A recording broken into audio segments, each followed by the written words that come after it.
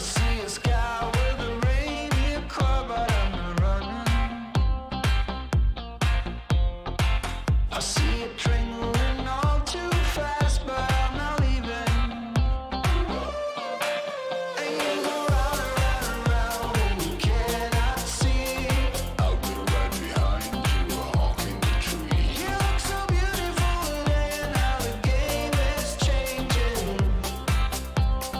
Just like a stranger, suddenly knows everything.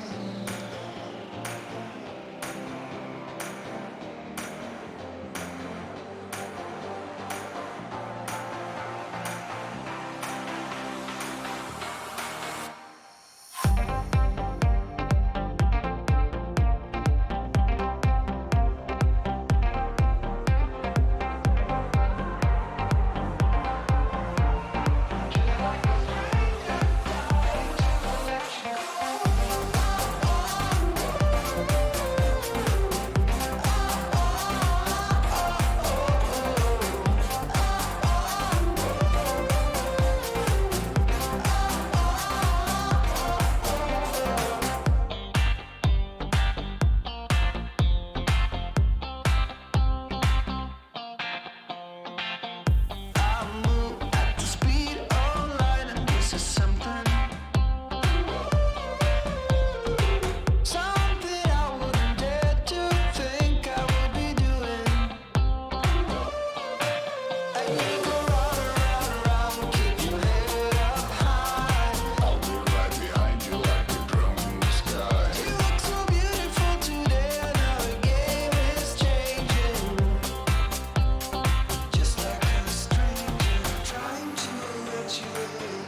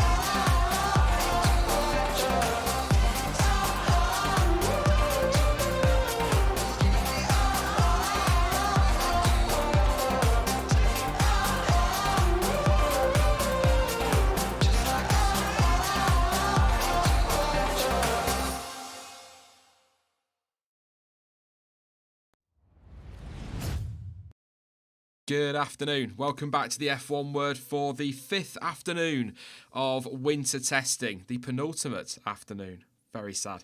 Of winter testing, of course. I'll go for some times with you all in a moment. Hope you're all good. Had a good lunch. I'm a little bit, just not organised. For some reason, I went and laid down on my bed for 5 minutes and woke up 15 minutes later. And yeah, anyway, let's have a look at the times from this morning. Loads going on today, actually, so I might take a little while to get through this one. You can see them on screen. They've not really changed significantly, but Sebastian Vettel, he set the fastest time this morning, a time that was more than a second quicker than anything Ferrari have done so far on a 1:16.8, 49 laps. That was on the C5 tyre. Lance Stroll on the C3 for Racing Point, 1:17.1, 30 laps. He was second. Nicholas Latifi in third place for Williams, C5, 1:17.3, 43 laps. Lando Norris, C3 tyre, 117.543 laps for him as well. Max Verstappen, C2 tyre, 117.731. Valtteri Bottas, he was on the C3 tyre as well on a 117.9 with 47 laps. Esteban Ocon, C4 tyre. 118.037 laps. I can't wait to get back to calling these hard, medium, and soft. Kevin Magnussen on the C3 tyre, a 118.231 laps. Antonio Giovinazzi, C3 tyre, 119.616 laps, and 35 laps for Pierre Gasly, with a 122.5 being the fastest on the C3 tyre. We had a wet track, if you missed it this morning, after some overnight rain, which meant that running was very limited in the first couple of hours of the session this morning. And also, we had a number of incidents down at turn 5, amongst others. I mean, Antonio Giovinazzi stuck it in the wall at turn 4, damaged his rear wing, came back on track, just threw debris everywhere, and that brought out the red flag, so that compromised his day. Sebastian Vettel, he had a spin at turn 5, but managed to get going, dragged gravel all over the track, and that brought the red flag out with that one. Valtteri Bottas went straight on at turn 5. Didn't drag quite as much gravel on track, but managed to keep going. And Max Verstappen spun as well, again, at turn 5 and got beached in that gravel trap, and that brought out the red flag, and that compromised his morning. So quite a bit going on.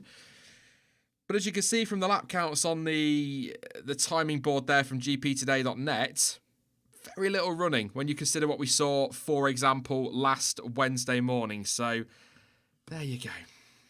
There you go. We've got a lot.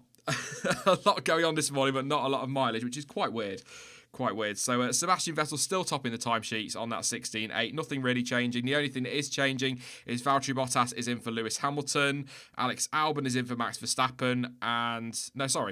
Lewis Hamilton's in for Bottas, sorry. Albon's in for Verstappen, and we've got Ricciardo in for Ocon.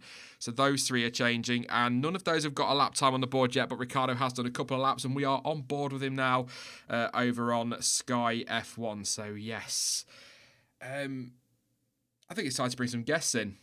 I don't know how nervous they are, so bear with them. Be nice. It's going to be their first time on a stream, so we're going to jump straight into this one. I'm going to drop in. I don't know if they might be talking.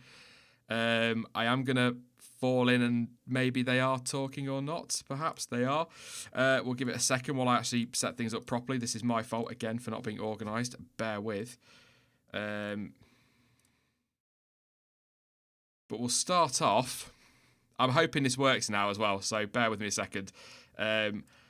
I'm going to start off, and I've thrown the poor guy in at the deep end twice here because I've asked him to sort out push to talk, and I don't know if he has, but I'm going to try and say a very good afternoon from the F1 debate show to Geordie Jordan.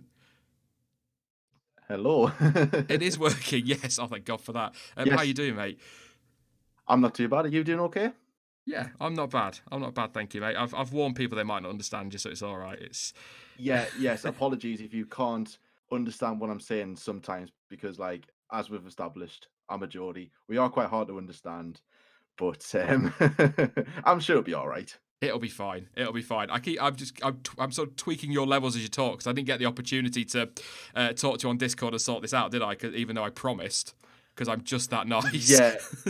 Yeah. I was a bit worried as well that everything's working, because I don't use Discord, so I'm a bit like, is everything working? I'm sitting there going, I didn't like, you just go live, and I'm just like, hi, Help.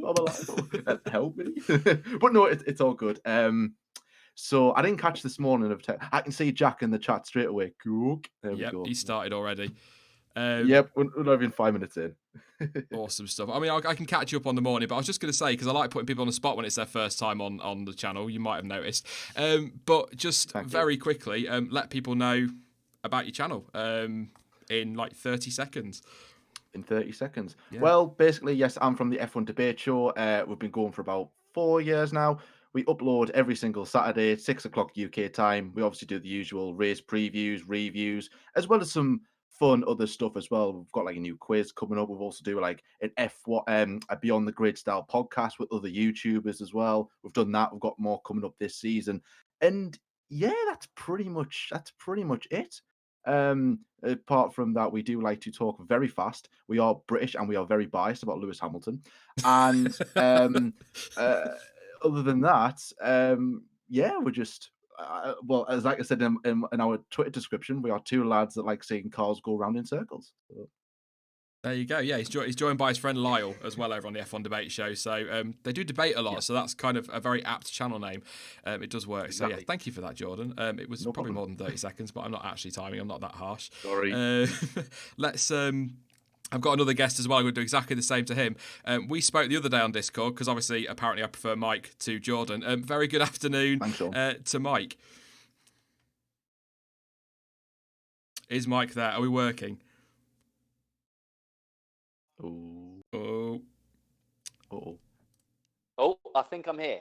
there he is. This is a bloody brilliant start to the stream. Everything was going confused. right, Yeah, and then we're we've just ruined it. Oops. It's all turned up.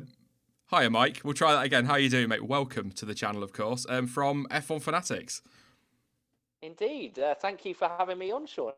This is great. Been kind of keeping up to date with testing across. So, yeah, been looking forward to this. And obviously, know Jordan quite well. So I'm sure we'll all have quite a lot of fun waffling on this afternoon. Oh, there'll be plenty of time to waffle. I'm going to put you in the deep end as well, mate. Super quickly, 30 seconds, even though Jordan overran. Just let people know about your channel. Links in the description, by the way, everybody. Basically, we're kind of a group of 4 guys who love F1. So you got me, you got Ash on the channel, Stephen and Mark as well. I think he's going to be in the chat. Probably cover a lot of the same stuff that kind of you guys do. Probably our flagship stuff is probably F1 Worldwide, the fan podcast where we kind of get guests on, kind of talk about topic F1. We just started covering the feeder series with our kind of feeder Fridays every Friday. And also we do fantasy weekly as well. I suppose those are kind of our things that maybe make us stand out a little. But yeah, we're just F1 fans like you, Sean and Jordan, and just love talking about it. Might have overrun there. No, you're fine. It's okay. We've got 3.5 hours. It's all good. It's all good. Really? Oh, okay. God. Oh, what? That's okay then. Plenty to talk about, yeah. So I guess I kind of, for those in chat as well, I went through the timings, but I suppose I ought to catch Jordan up as well. Quite a bit happening this morning, if you didn't catch the action. Mm-hmm. So Sebastian Vettel, as I said, who's just going out on track now, had a bit of a moment at turn 5, lost the back end of the car, weirdly mid-corner. That put him in the gravel trap and he rejoined, dragging gravel everywhere, but he wasn't the only one who ended up in that gravel trap throughout the morning. Valtteri Bottas went straight on after catching, we think, the curb on the right, me and Stuart seem to think, and that sent him straight on into the gravel at turn 5, and he rejoined, no problems. Max Verstappen, though, got beached in there after I keep watching replays of it, but it does look like there's either water being kicked up off his right front tyre, which sends him in there, or he locks up. But either way, he got beached in there. And then we had Giovinazzi in the wall at turn 4. Rain this morning. It's been a bit of a weird day, but I've got to be honest, not a lot of mileage. Last Wednesday, I think it was, there were 200 more laps in the morning than there were the previous year. And today, I know it's a Thursday, by the way, but today we're just nowhere near those kind of levels. So I think we're going to see a lot of running this afternoon, to be honest, Jordan. So possibly long run stuff, so we might not be able to get excited about the times, but yeah, I think we're going to see a lot of action. Yeah, I think a lot of, like you said, I think they did this yesterday, didn't they? They had very short runs in the morning, then about the end of the day, they started pumping in the laps. So I'm expecting some. It's getting to the cutting end, as I've just seen Seb go a bit wide there. It's getting to like the really getting as much data as they can before it's only like this is the penultimate test, and then tomorrow's the last day, and then there's nothing till FP1. So I think it's going to be all about not time isn't going to be the most important thing at the moment. It's just going to be getting as much mileage as they can, hopefully this afternoon, in about roughly race kind of conditions. I know it's a bit colder, but this is roughly the time when we would normally see a Grand Prix being held. So try and get as much data as they can, and hopefully Seb nor Max don't spin today. Yeah, I'm just saying there, Seb, like you say, goes straight on at the hairpin. A little lock up in there, but he's all right. Too much stick does Seb, but we'll get onto that later. But yeah, what have you made of testing so far, Mike? Have you been? It's weird. I mean, Ferrari in particular, while I'm mentioning Seb there, not really showing any pace until today. Yeah, I think massively all the Ferrari powered cars, really. I think the Haas, the Alfa Romeos and Ferrari themselves, they really look like they've been running on a lower engine mode and kind of really keeping their cards close to their chest. It is always this kind of type of year where you'll use the phrase, you've used it plenty this week, it is only testing. So they try to kind of They kind of always seem to hide things. So yeah, Ferrari's weird, and Sebastian Vettel today has had a particularly weird week. Really, there was that kind of press conference that obviously you and Dan were live on from yesterday. That was kind of not really anything but something because it was announced. And then he's spun today, topped the time charts, and done the most laps in the morning. So yeah, it's pretty much Ferrari all over that. Yeah, it does sum them up a little bit, doesn't it? At times, but yeah, it's. I just. I'm not buying all this. I've got to be honest, Mike. I am not buying all this from Ferrari at all. I said this yesterday. All of this, oh no, we're not really where we want to be, and we think we're behind Mercedes, and we're not going to be competitive on Australia, and all I'm doing is sitting here and going, nonsense. I just, I don't know. I think it's all mind games, I guess is the point I'm making. Yeah, no, absolutely. You just really can't tell anything from testing. It literally kind of gets to Australia, and that's kind of when we really take it. This is really for us to kind of get excited for the season going, oh, we've got some cars on track. This is brilliant. Yeah, it's better than the nothing we've had all winter. So it'll do. Pierre Gasly out there at the minute. Didn't get much done this morning. Where was he? 64 laps now in total, but I don't know what was going on at AlphaTauri. I'm going to have another look on Twitter, but I found nothing at all about. No, nothing at all about AlphaTauri. There was nothing on the GP Today thing either, but they just had a really quiet morning, kind of like Renault have all testing so far. So, although Daniel Kvyat was out on track, I think Pierre Gasly might be out there now, watching the car go around, which was quite interesting. I do find it fascinating actually, Jordan, that these drivers are quite happy to go and hang about trackside and watch their teammate do some laps.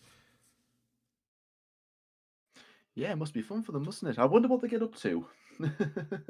Just like, yeah, I'm just standing there and watching my teammate go around in the car. But with all these testing like now condensed into like what was 8 days, now 6 days. I mean, it's like, well, having one guy in the car all day, especially doing all these laps because the cars are quite solid and reliable these days. And of course, having one driver in all day and essentially all week will just absolutely will just burn them out. So I guess it's like annoying because I mean I'm not a racing driver, but I can imagine you're itching to get out there. You want to be in that car driving, even though it's only testing. You still have that. Oh, I really want to be in the car because you want to know, you want to understand that car as much as possible because like you've got such little running to do.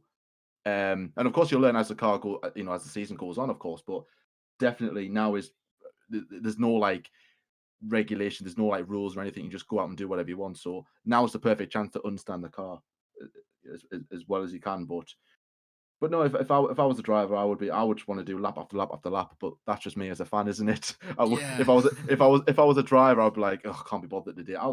Gasly, go on, you do it today, mate. You just do it and Yeah, I was watching Kvyat earlier, and he's sort of looking, and he can't be happy to be out there. It doesn't look like it's particularly no. thrilling, but it's maybe he's learning something trackside. I don't know, but just on that, actually, Jordan, you were talking about the limited testing. Claire Williams' interview on racefans.net has said that she wants more testing and that they need another 2 or 3 days, and that cutting to 6 days, she understands from a cost perspective it makes sense, but from a data gathering perspective, and especially in Williams' case this week with the time they've lost because of engine problems, they kind of need more time. But it's the same for everybody at the end of the day, isn't it? And if you have these engine problems, they could happen to any other team. So you just have to kind of, I feel like you have to roll with it without starting to break into an Oasis song. Yeah, exactly. I think it's more critical for like the smaller teams. So your Williams, your Hasses, yeah, pretty much everyone but the top three. Essentially, I know the top three, of course, they need running as well. But with all their technology and what they've got, and more than likely, it's more than they've got data from the previous year. So and certainly the smaller teams will be protesting it. Well, not protesting, but they'll be saying we need a couple more days just to understand the car a bit more. But like the likes of Mercedes, Ferrari, and Red Bull are they're probably ready to go. I know they'll want to do a bit more to like gather as much data as they can, but certainly they'll want to Like they will be ready. They'll be ready to go now. Whereas other teams would be like, no. I want to be here for another 5-6 weeks before we actually before we are ready to go. But no, I They think need it. but from a fan's perspective, like of course it is good to see the cars back on track and get them out and going. But also as well, it's that unpredictability of the cars haven't got that much running, so like we're still kind of in the dark as to who's actually where in the pecking order, you could say. And a lot of people are saying, I think I read a blog, not a blog, something from WTF1 that explained why we shouldn't have practice sessions, and like kind of went in depth of like, well, it's like when you go into qualifying, it's like that it's like an unpredictable. You don't know who's going to be when teams don't have much to go off, so you're literally just going to have to set up the car randomly and then just go out and hope for the best. And I think that would add a bit more excitement. But from a team's perspective, that's not good because again, like you want to understand that track as much as you can. So it's like a bit of like both is like bit of both, isn't it? But Yeah, I think there's too much practice, but I think there has to be something. But I don't know. I mean, what do you think, Mike? I mean, I'm trying to think of my argument here. I'm trying to word it properly, which would be rare. But I think you've got to have some practice. But at the same time, it does mix up the midfield. But does it really mix up the front of the grid? Even without practice, you still know that you're going to be Mercedes, Ferrari, Red Bull in some order. I think for me, it's kind of finding that balance, isn't it? Because F1's, it's not a spec series. It's kind of like a championship. You've got like the pinnacle of engineering. Obviously we saw DAS come out last week, and cars really pushing to the boundaries of what a car can do. But also as fans, we also like to see the drivers as close as possible. So it's always finding that kind of balance of track time to kind of getting it close. I think really realistically, practice on the course of a weekend is for the fans who are attending the Grand Prix, because when you attend a Grand Prix, if you're there for the 3 days, you want to see them on track as much as possible. So what's it? You got 2 hour and a half practice sessions, an hour practice session, and then obviously qualifying and the race itself. So for me, I think it is really for the fans themselves there, and obviously from a TV audience and maybe for the quality of the race, it doesn't do us any favours. Mark in chat completely agreeing with you, Mike. Said the problem with getting rid of practice is it really ruins the weekend for fans who travel around the world to watch Grand Prix. I wouldn't travel for just 2 days, which is a big thing, isn't it, for the money you pay for a weekend. Practice in Barcelona, for example, the teams don't need that. There's absolutely no way they're doing hundreds of laps through the winter. So, yeah, no, I don't. which is what I think I'll be up for going to somewhere completely different for testing, like we used to with Jerez. Like we never used that in Formula One. So, and of course, when you got to Barcelona, like the Spanish Grand Prix comes around, you really just look at the laps of testing, times of testing, and you've pretty much got your pecking order there. It's just that if your car might break down that weekend. But like a lot of people are saying, well, the Spanish Grand Prix is boring these days because the teams have got so much data from testing that you can literally just go out and qualifying and you're fine. So sorry, I love that bloody picture of Seb in stream. I absolutely do. It could end up being it's my new wallpaper for the PC. It really is. Braveheart in chat says more practice time means less chance the faster teams will get it wrong. That is a very good point. But what I would say is that the 2021 changes, I'm really intrigued to see how that's going to work, because obviously the Parc Fermé rules are changing. So they arrive in Barcelona, for example, for the Spanish Grand Prix. They are into, not Parc Fermé, you know what I mean. They get the scrutineering, so they're going to scrutineer the cars, and then Parc Fermé starts after that. So they can put what they like on the car, but the car that they run, the car they take out initially in FP1, they've also got to use for the rest of the weekend. So if the teams go the wrong way when they arrive in Barcelona, it's tough. Whereas now, if they go the wrong way in practice, they can spend that 3 an hour and a half? Yeah, so 4 hours practice rectifying it. Whereas from 2021, it's kind of tough if you get it wrong. So I'm quite intrigued as to how that's going to work, and that might combat some of that without getting rid of practice. But I think it is a fan issue. I think we need, like I said earlier, for me and my other half to go, you're looking at $1,000 for the weekend all in at Silverstone. As Mark said in chat, I'm not going to do that for 2 days, really.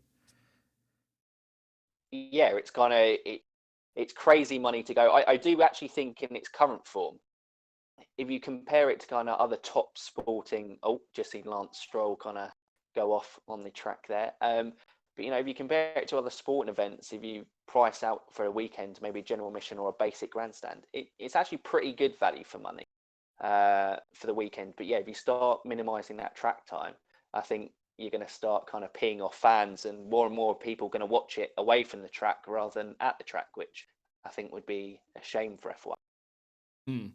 Yeah, I mean, I've always said this. People say to me, "Oh, the camping's so expensive at Silverstone," but it's about £85 each for the weekend, which sounds like a lot, but that is Wednesday lunchtime to Monday lunchtime, and they've got all the events on around the campsite as well. So I don't think that's expensive. And for what you get track time, I don't think F1's.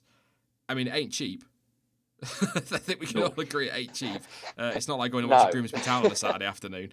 But it's they could hike that price even more. But I do still think they could do more for the money you're spending. I think Silverstone do a good show. It's a great atmosphere. I don't know what other circuits are like. I've heard great things about Spa, so that's on the bucket list. But I think it's just.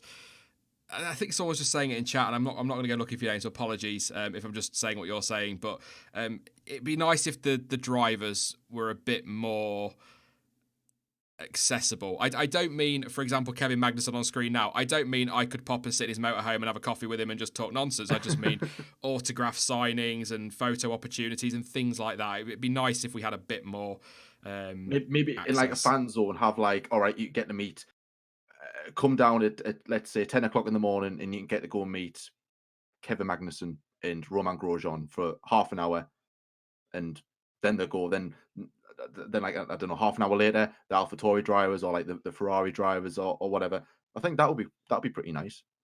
Even look at things like Formula E and their fan zone and where the podium is. I know they wouldn't do that in Formula One because they like to make the podium very much. I think that's done for TV now, the podium, to be honest. But that kind of the way Formula E do it, the drivers coming through the crowd and onto the podium and really involving them, that'd be great. But that's not F1. That's the only problem. F1's very, oh no, we're not doing that. The fans pay our wages. That's all we want. I'm joking, of course. I think Liberty have got some good ideas. So hopefully we'll get there. I think Liberty will have they'll suggest some ideas, and then some of the ideas will be really good, and you're like, oh, that sounds amazing. Yet they'll suggest something, and then everyone will go, no, that's the wrong idea. Yet you're like, but you're the guy protesting that we need something different doing with Formula One to make it more fan accessible. But they'll suggest something and go, no, that's wrong. That's not Formula One, and you're like, you can't win.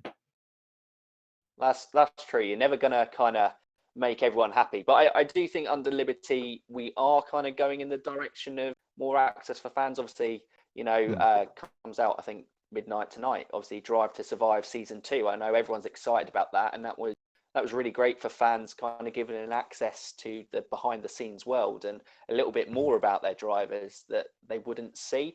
I know from speaking to guys who've got getting the support paddocks like the F2 and the F3 guys, are a lot more accessible. It is difficult with F1 because they are kind of a bit like global superstars, but it's certainly something they can improve. And I think, something at the Autosport International show, like when Lando Norris and Charles Leclerc was there, I know, fans were really excited. And if they could do more stuff like that, I think fans would love it. Yeah. I completely agree. I think they will. Liberty, they'll find ideas that keeps teams happy, and because Zach Brown was saying, he thinks there needs to be more. I might test the waters for Zach Brown. I think Jonty said this to me. He keeps going on about how F1 should be more involved with fans. I might be like, hey Zach, do you want to come on the channel one day? You're talking about want to be involved with fans. I bet that's a no. But like, oh, you're not bothered, are you? But yeah, no. I think there's a lot of. The problem is that the F1 fan base, and I'm not criticising it at all. Lando Norris is up to something with his car here, which is weird. Maybe just warming up his rear tyres, but you've got an older generation and a younger generation. And there's a big clash there, a massive clash, and I feel kind of stuck in the middle of that. I know people call me old. Don't start chat, but I kind of feel stuck in the middle there. So, the whole Drive to Survive thing. Newer fans and younger fans are loving that, and I'm enjoying that. But then older fans are saying, well, no, this isn't what Formula One is. We don't want you coming here and just supporting a driver. You should be supporting the sport. No, support who you want. Support them. If you support if you're a young fan and you support Lando Norris because you think he's a great driver or you think he's got a good-looking face, I don't know what kids look for these days. It doesn't matter because you're buying the merchandise, you're supporting the sport, you're maybe buying F1 TV or subscribing to Sky Sports or whatever. You're supporting the series, you're growing its appeal, you're expanding its reach. So I don't care about that. But then you've got people who are just like, oh no, you have to like them for this, and you're only allowed to like this driver, and it's shut up. Yeah. Don't get me started. It really annoys me. It's like, I don't care why you support Formula One. You are supporting Formula One. That's great. But yes, I did want to answer a question actually from Dreamy in chat. It says, hey Sean from F1 Word. Hey Dreamy from chat. Said, do you delete your race watch along live streams after the race is finished? My first was Brazil Grand Prix 2019, but I can only find the race reaction now. They're all unlisted, which I regret. Because I didn't realise that when you unlist videos, you lose all the views. So if you go onto Social Blade, there'll be a day where apparently my channel lost 2.9 million views. That was my bad. They've been unlisted because, as will be explained tomorrow in my little channel update for half an hour, well, not half an hour, 5 minutes, live streaming can be quite damaging for your channel when they're left up as videos because people click them and then click away very quickly, and it's quite bad. So yes, it's been unlisted. But if you follow me on Twitter, Dreamy, you drop me a message later or a tweet, I can send you links to them so you can check them out if you wanted to watch them. So there you go. I've answered that one. Very good.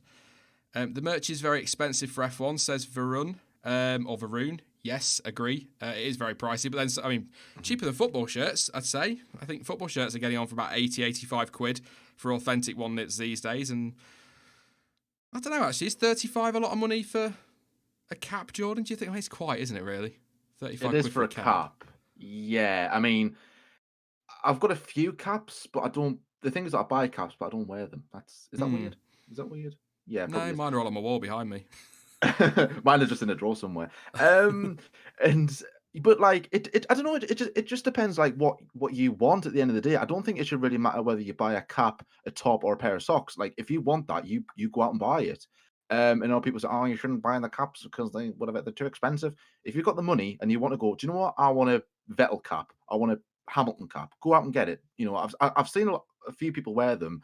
But yeah, in my opinion, yeah, I would say I wouldn't pay 35 or 40 quid for a cap. But if one was going cheap, I would. Or as we but I found, think Autosport going free. Oh, free, and then How many times did we queue? They're like, "Are you back again?" Yes. And actually, I've still got Lyle's top. Do you know that top I got for Lyle on the Saturday or the Sunday? It's still here. I've still got it. The XXL, and he's like an L.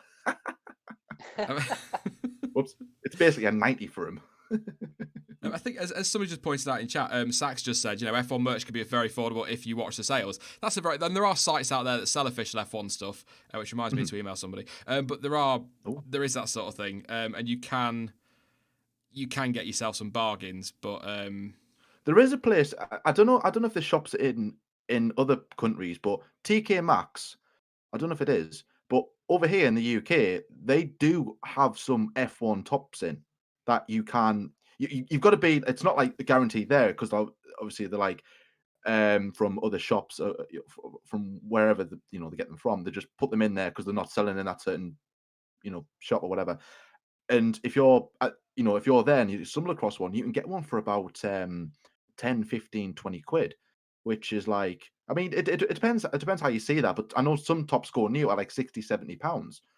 So I think, and obviously, yeah, there are some bargain places, but I'm struggling to find some. It's either I can buy them online through the F1 official or TK Maxx, and that's it. So there might be some more, but you just really got to stumble across it. You've got to be in the right place at the right time. So other clothing stores are available, of course. Sponsored, not yes, sponsored. yes, I'm not being paid by that. Yeah. Bloomy in chat, will F1W merch be affordable? It depends what you design me. You're supposed to be cracking on with that. Why are you here? Get on. No, I'm joking. I think I asked this last week. Super quickly, chat, and then we'll get back to Formula One, I promise, or some other waffle. Are people going to buy merch if I did merch? Just let me know in chat and I'll have a look, but it's not something I've really properly looked into. But if I do, I'll set Bloomy on it. It's a shame I can't get away with the Star Wars stuff because I'd love to have some of his Star Wars stuff on T-shirts. That would be incredible. But yes, Mr. Silence says, I am stupid. That's a yes then. But yeah, there you go. I might do. We'll see. I'm not. I don't even have any really. So there we go. But yes, track action. F1 cars. We're off already. It's only been half an hour. Vettel's still fastest. We've got Stroll out there, Latifi, Gasly's out there, and Albon. Basically, chat at 50% yes, 50% no. Or we're in the UK, aren't we? So 52-48 probably. Seems to be the way everything goes. Hamilton still hasn't set a time. Bear with me.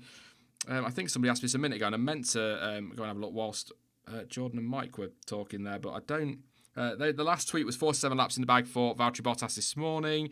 Only 12 hours left of track action before the first race of the 2020 season. It is only 12 hours. Wow, that's not a lot, is it? That's a lot of streaming, but it's not a lot of track time. So nothing on Lewis Hamilton at the moment as to why he's not out there. So I'll keep an eye on Twitter and keep my ear on whatever commentary is saying. But we've got the Skylot in there this afternoon, so it's basically be like this, but professional. It's just banter and waffle, which is fair enough. But yeah, I suppose bringing it back to the F1 chat, Mike, are Mercedes favourites going to Australia? They look very confident, don't they? I mean, I think it's a little bit worrying that last year they sandbagged and so went for the surprise. This year they seem so confident in their car that, they've just gone, yeah, we've blitzed it. I believe was Bottas a 1:16.7. It was quicker than the time that Vettel's set there, wasn't it? On the softest tyre last week. Yeah. So yeah, they just don't seem really bothered. They seem to they've racked up the most laps. They're just kind of constantly putting in. They seem to be running their programs. Obviously, Das last week. I think, well, looking at it, they haven't really run it since was it Thursday that it kind of dropped? I don't think they've really run it since then. So I don't know if it was like it's just this thing that they've made to distract other teams. So they get teams talking about it, thinking about Mercedes and them rather than thinking about their own cars, which, pretty useful distraction tactic. But yeah, Mercedes, they have to be favourites. I mean, they've done it for 6 years in a row. So I think you'd kind of be silly to bet against them not winning again. 1:15.7 was Bottas's fastest. I just double check that then. But yeah, I think it was Annette that said, and I'm going to repeat it again because it was a really good line from Annette in the chat the other day, was confident Mercedes are more scary than sandbagging Mercedes. And I think that's a really good line. That is true. I think it is. I think they're confident, but I also there's something about Red Bull. I don't know what it is. The way they are, they seem quietly confident as well. There have been claims that they're sort of 0.2 off Mercedes at the moment, and they've got upgrades coming, which will see them maybe a 10th quicker with a 3/10 swing. So we might see a 10th quicker there. I think they're quietly confident, really, and I'm hoping Ferrari are massively sandbagging, and we get to Australia and the top 6 are separated by 0.006 of a second. I know I'm dreaming; it's never going to happen, but we can dream. But I've just got a feeling we're in for a Mercedes-Red Bull fight early on. And I've got a good feeling that Max Verstappen might have a very strong start to the season because Mercedes have done well in Australia over recent years. Obviously, Bottas won last year. Rosberg won a couple, but Hamilton himself hasn't won there since 2015. And we know that Vettel and Ferrari have been strong there as well in the past. So there's no guarantees in Australia. And if Max can turn up, last year was a podium despite having a car that, by Red Bull's own admission, wasn't optimal. If they've got the car right this year and the power unit's delivering as we're expecting, they might spring a surprise at Albert Park. But I'm trying not to get too excited because I got excited at this point last year and then Mercedes just bogged off with it after 5 races, didn't they? Yeah, I think with Red Bull, I think it seems to be the same scenario each testing. They'll rock up, and then Red Bull, they don't make much noise in testing to Red Bull, apart from when they release the car. It's a testing livery. Everyone gets very excited, and then roll into testing. They've changed back livery, and then that's Red Bull's pretty much preseason done about us talking about them. And then they just seem to again, like what you were saying there, Sean, about they might spring a surprise coming into Australia, and then they're just where you would expect Red Bull to be. And I think that Mercedes, they are looking really strong. Definitely. I know we shouldn't read too much into testing, like we always say, but how can you when you're seeing those amount of laps, when you're seeing them times put in? I think was Bottas faster than his pole position time? Not quite. No, he was a 15. Oh, hang on. Wait a second. Out comes Wikipedia. I think it was a 15. Are you on about Spain? No. Carry on, Jordan. I think I've completely missed your question. I was. I'm a special I kind was. of stupid today. I was saying that I think I don't know if Bottas was faster than his pole position time in 2019. Don't know if he was, In but Spain, yeah. 3/10 off, 15.4 for pole, 15.7 See, last week. It's close. and if you're, I mean, we don't know what fuel running he was doing, what setup they had, but if you're like 3/10 off of that in testing in conditions that aren't exactly like race, then again that's pretty scary. And even if like, they've got this suspension that I was watching. I'm not that technical, but I was watching Ted Kravitz's video about it, how they've kind of redesigned the rear suspension and how he's saying, "Oh, this is like basically very hard to get right." Then you've got the DAS system, and you're like, "Oh, whatever." Like, oh, Mercedes have just gone all out here, and everyone's just like, "Okay, I think we'll just basically pack up and go home." But I want to be optimistic, and I want to say that we will see a decent battle between the Ferrari, the Red Bull, and the Mercedes. But a little, I don't want to say it because it is only testing. But a little bit of me is going, nah, I can see Mercedes running away with this by a country mile.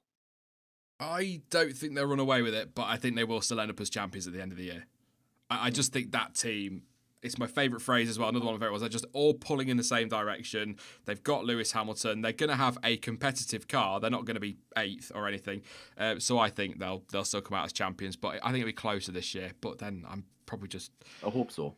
desperate for a close title fight. I want to get to Abu Dhabi and not know who's going to be champion. I think back to 2016. I know it was two Mercedes, but the whole Hamilton-Rosberg thing was, whoever you're a fan of, even as a neutral, it was so bloody tense to watch. You know, is Rosberg going to lose that place? What's Hamilton going to do? Is he? Yeah. I loved that, and I want to see that. That's what we want. So come on, teams. Even come on, Mercedes, help us out. Just be rubbish for the first half of the season. You dominate the second half, but just be rubbish for the first half. Try and make it interesting. I'm sure it will. It'll be closer. I'm certain of that. I'm just watching Magnussen on track at the moment. Quite a few out there. 6.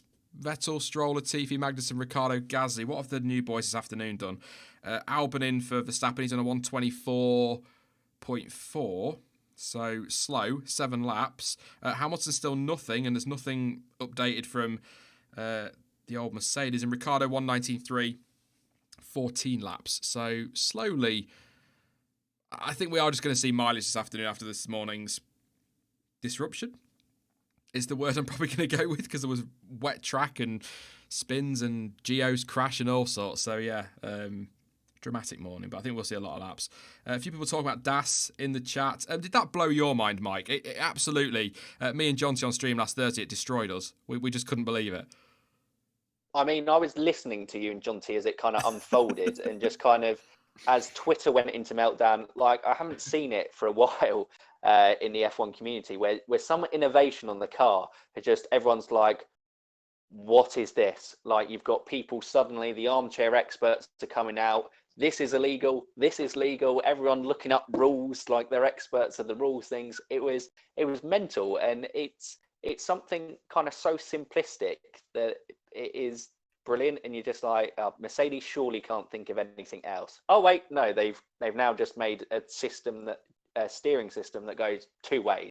Surely they haven't done that. But I wonder this year actually if it might be like a 2014 year, and kind of the Mercedes powered cars kind of get the jump ahead of where they are in their category. So like Mercedes ahead of Red Bull and Ferrari, Racing Point ahead of McLaren and Renault, and then Williams maybe ahead of Alfa Romeo and Haas. But maybe that's me being a little bit hopeful about what we've seen from Williams. I know that would be a massive leap for them, but they just seem to have, all the Mercedes powered cars seem to have quietly gone about their business very well. And Racing Point, there's huge positives about it. But yeah, going back to DAS, Yeah, crazy how that kind of really took off. I don't like listening back to the streams and that because, contrary to what you might think with the way I keep talking, I cannot stand the sound of my own voice. But I listened back to that bit, and me and Jonty basically did the old man equivalent of "You what, mate?" Yeah, it's how it felt when I listened back. Like we're just this steering wheel moves, you go, "Oh, that's broken," and then you go in, hang on, that's not broken. And then you're suddenly straight away on stream to Twitter going, what's going on? And Mark Precy's there going, anybody else spotted this? And I'm going, oh my God. They've invented a go faster thing. As it turns out, I don't think it is going to be. I've said it so many times. I don't think it's going to be the title deciding thing. I don't think it's going to be worth much time. It's going to be more about tyre wear, and I'm not even convinced it's going to be a big deal. If it was the big deal that some people are making it out to be, Ferrari wouldn't have come out yesterday and said, we're probably not going to put it on the car. If it was going to be a big deal, that would be on the Ferrari, even if it was just a really crap version, like with a bit of duct tape and the end of a mop or something. It would be on the car by Australia. Do you know what I mean? So there's no way it's going to be the big deal that's been made out. But it is still cool. It is really cool. And just the idea of pulling back on a steering wheel, and I like that stuff. It blew my mind. Hamilton, by the way, is getting in the car. Very much it was a distraction tactic. Very much so. Are you in that camp? No, in terms of agreeing with you, that I think the difference is marginal. So how much did that get people talking about Mercedes and just like their innovation and Mercedes in a positive light? Like, with it being not part of 2021 as well, it doesn't make sense for teams to kind of put a load of budget into figuring out their steering system to make it work effectively for what could be a marginal gain. So it very much felt like, oh, look at us, we're Mercedes and we're pushing the boundaries again. We all followed like, it's amazing. Yeah, meanwhile, we're not looking at the clever new suspension innovation that they've got, so that sort of thing. Like distraction tactics. Yeah, I like that thought. I love the mind games in F1. I was just going to say on Mercedes, Lewis Hamilton is getting in the car, or is in the car, so it looks like he will be going out. A couple of people asking about Alex Albon, if there's any problems, just 7 laps. He's only in for the afternoon. He didn't do this morning. Max Verstappen did that one. So 11 laps, Ricciardo's done 16, so he's about right, where you'd expect for this time. Could have probably done more, but he is out there and lapping. All right, 24-4, nothing spectacular, but again, it's only testing. So we can't read anything into this. I get so sick of that line. But you have to reiterate, because I know that people drop in and out of the stream, which is why I maybe repeat myself on running through the order quite often, because, I know people going, oh, it's only testing, Sean. If you ever make merchandise, you need to have that on your top as your first, like, to have like a black top with your logo at the bottom with it's only testing. I want to see if I can use like Stoffel's likeness, like a picture of Stoffel, and just have a big picture of him on a t-shirt and just underneath F1 word rated or something like that. Would be absolutely fine. I have got a game for us to play later, actually, randomly, chat and you two, but we'll do that later. We'll get through a bit more. That's exciting. F1's I'm excited. I like it. It's not really exciting, but Is it hide and seek? Shh, don't tell people, you'll ruin the game. No, let's not play. That's probably the worst thing you could do on a YouTube video is hide and seek, because everyone will just bog off and nobody will watch. No, that's very true. But yes, I'll involve chatting that a little bit later. It's just a bit of fun. But Alex Albon, people talk about him. What are we expecting from him this year, Jordan? Do you reckon? I think we discussed a little bit about this at Autosport, but do you think, and I kind of touched it yesterday, do you think it is he just needs to get close to Verstappen? He's not going to beat him, is he? We're not expecting him to, unless you are. You might completely stun me now. No, I'm not gonna stump you. No, I think for me, Albon certainly did obviously a clearly better job than Gasly. So for that was a correct thing to do. Looking back at it now, but all Albon has to do is like you say, just get close to Verstappen, get the points that Red Bull need, because at the end of the day, Max is he's down there to win races. He's obviously going to win races. If Max, however, seems to retire or crashes or whatever happens to him, then really, it's all down to Albon. Okay, Albon, right? Okay, Max has got a problem. Max is going to retire. Where are you? And if he's down in P10, then Red Bull are going to be like, well, what's the point? But if he's up in P4, then you could go, right, okay, sort out a different strategy for Albon, and therefore Red Bull can like kind of help Albon a bit more to try and get as much points as they can, despite one car being retired. And even so, if Max is like running away with it, and let's say the two Mercedes retire, it's all about getting those points that are up for grabs really cheaply, easily. And if Albon is there, then Red Bull have got some extra points that they didn't expect to have. But if he's not there, then they're going to be going, well, if he was in this position, we could have easily got them points and he didn't. So, and then that's when they'll probably go, is Albon really ready? But certainly, I think Albon's in for a good season. Nothing exceptional that he's going to beat Verstappen or anything, because we all know Verstappen is the number one at the team. Verstappen will want to try and have a push at that title if he can, and Albon will just basically play number two and just try and block a Ferrari, block a Mercedes if he can in some shape or form, or block anybody else to try and help Verstappen. But no, I think Albon's growing on us. Like when he first came into F1, I predicted him to finish last. Big mistake. And well, looking back at it now, obviously, That's hindsight, yeah. it actually is. I would say it is a very important year for Albon, because when he came into Red Bull, and I've said this before, there was really no pressure. There was a little bit of pressure, but like I said, Red Bull were too far away from Ferrari, and they were too far in front of McLaren. They had third in the bag, so all Albon had to do was just do a better job than Gasly, and he did. Now everything goes back to zero. Now the pressure is on for Albon. So can he handle the pressure? Which that's going to be exciting to see whether Albon can handle going through a full season with Max and having starting with the same amount of points. Hamilton is on the C3. Cash, and I think Jack was the other one who asked as well. But Albon's out on the C. What? No. Wait a minute. I'm lying to you all. What's he out on? The C1, yeah, C1. So I wouldn't expect much from him in terms of lap time. Oh, God, the sex bots are back. Mods will sort it. But yeah, it's on the C1 tyre for Albon. So lap times won't be great from him. This is going to be mileage from them to start with. But C3 for Hamilton, over the line for his first lap, a 1:22.4. Whoa, it's terrible. Just Albon's got an impossible teammate, though, hasn't he, Mike? I mean, that's probably the only other one you wouldn't want to go up against is probably Hamilton at the moment.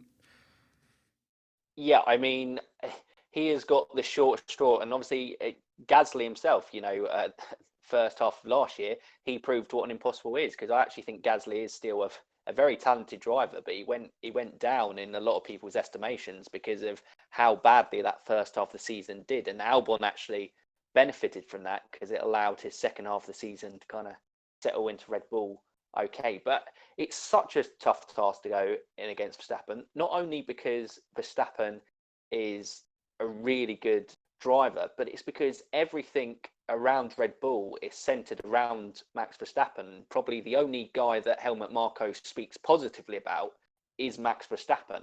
So that's something against you that you've got to fight. And yeah, it's kind of almost like fighting on two fronts. And he's got a really tough task ahead. But if he can just support Verstappen and, build up those points being the number two driver, that's all Red Bull really need him to do. And Albon's young enough to kind of establish himself in the sport that he might be able to do what Daniel Ricciardo does later on in his career and move somewhere to become number one later on. But unless Verstappen moves, I can't ever see Albon ever coming out of a number two spotlight.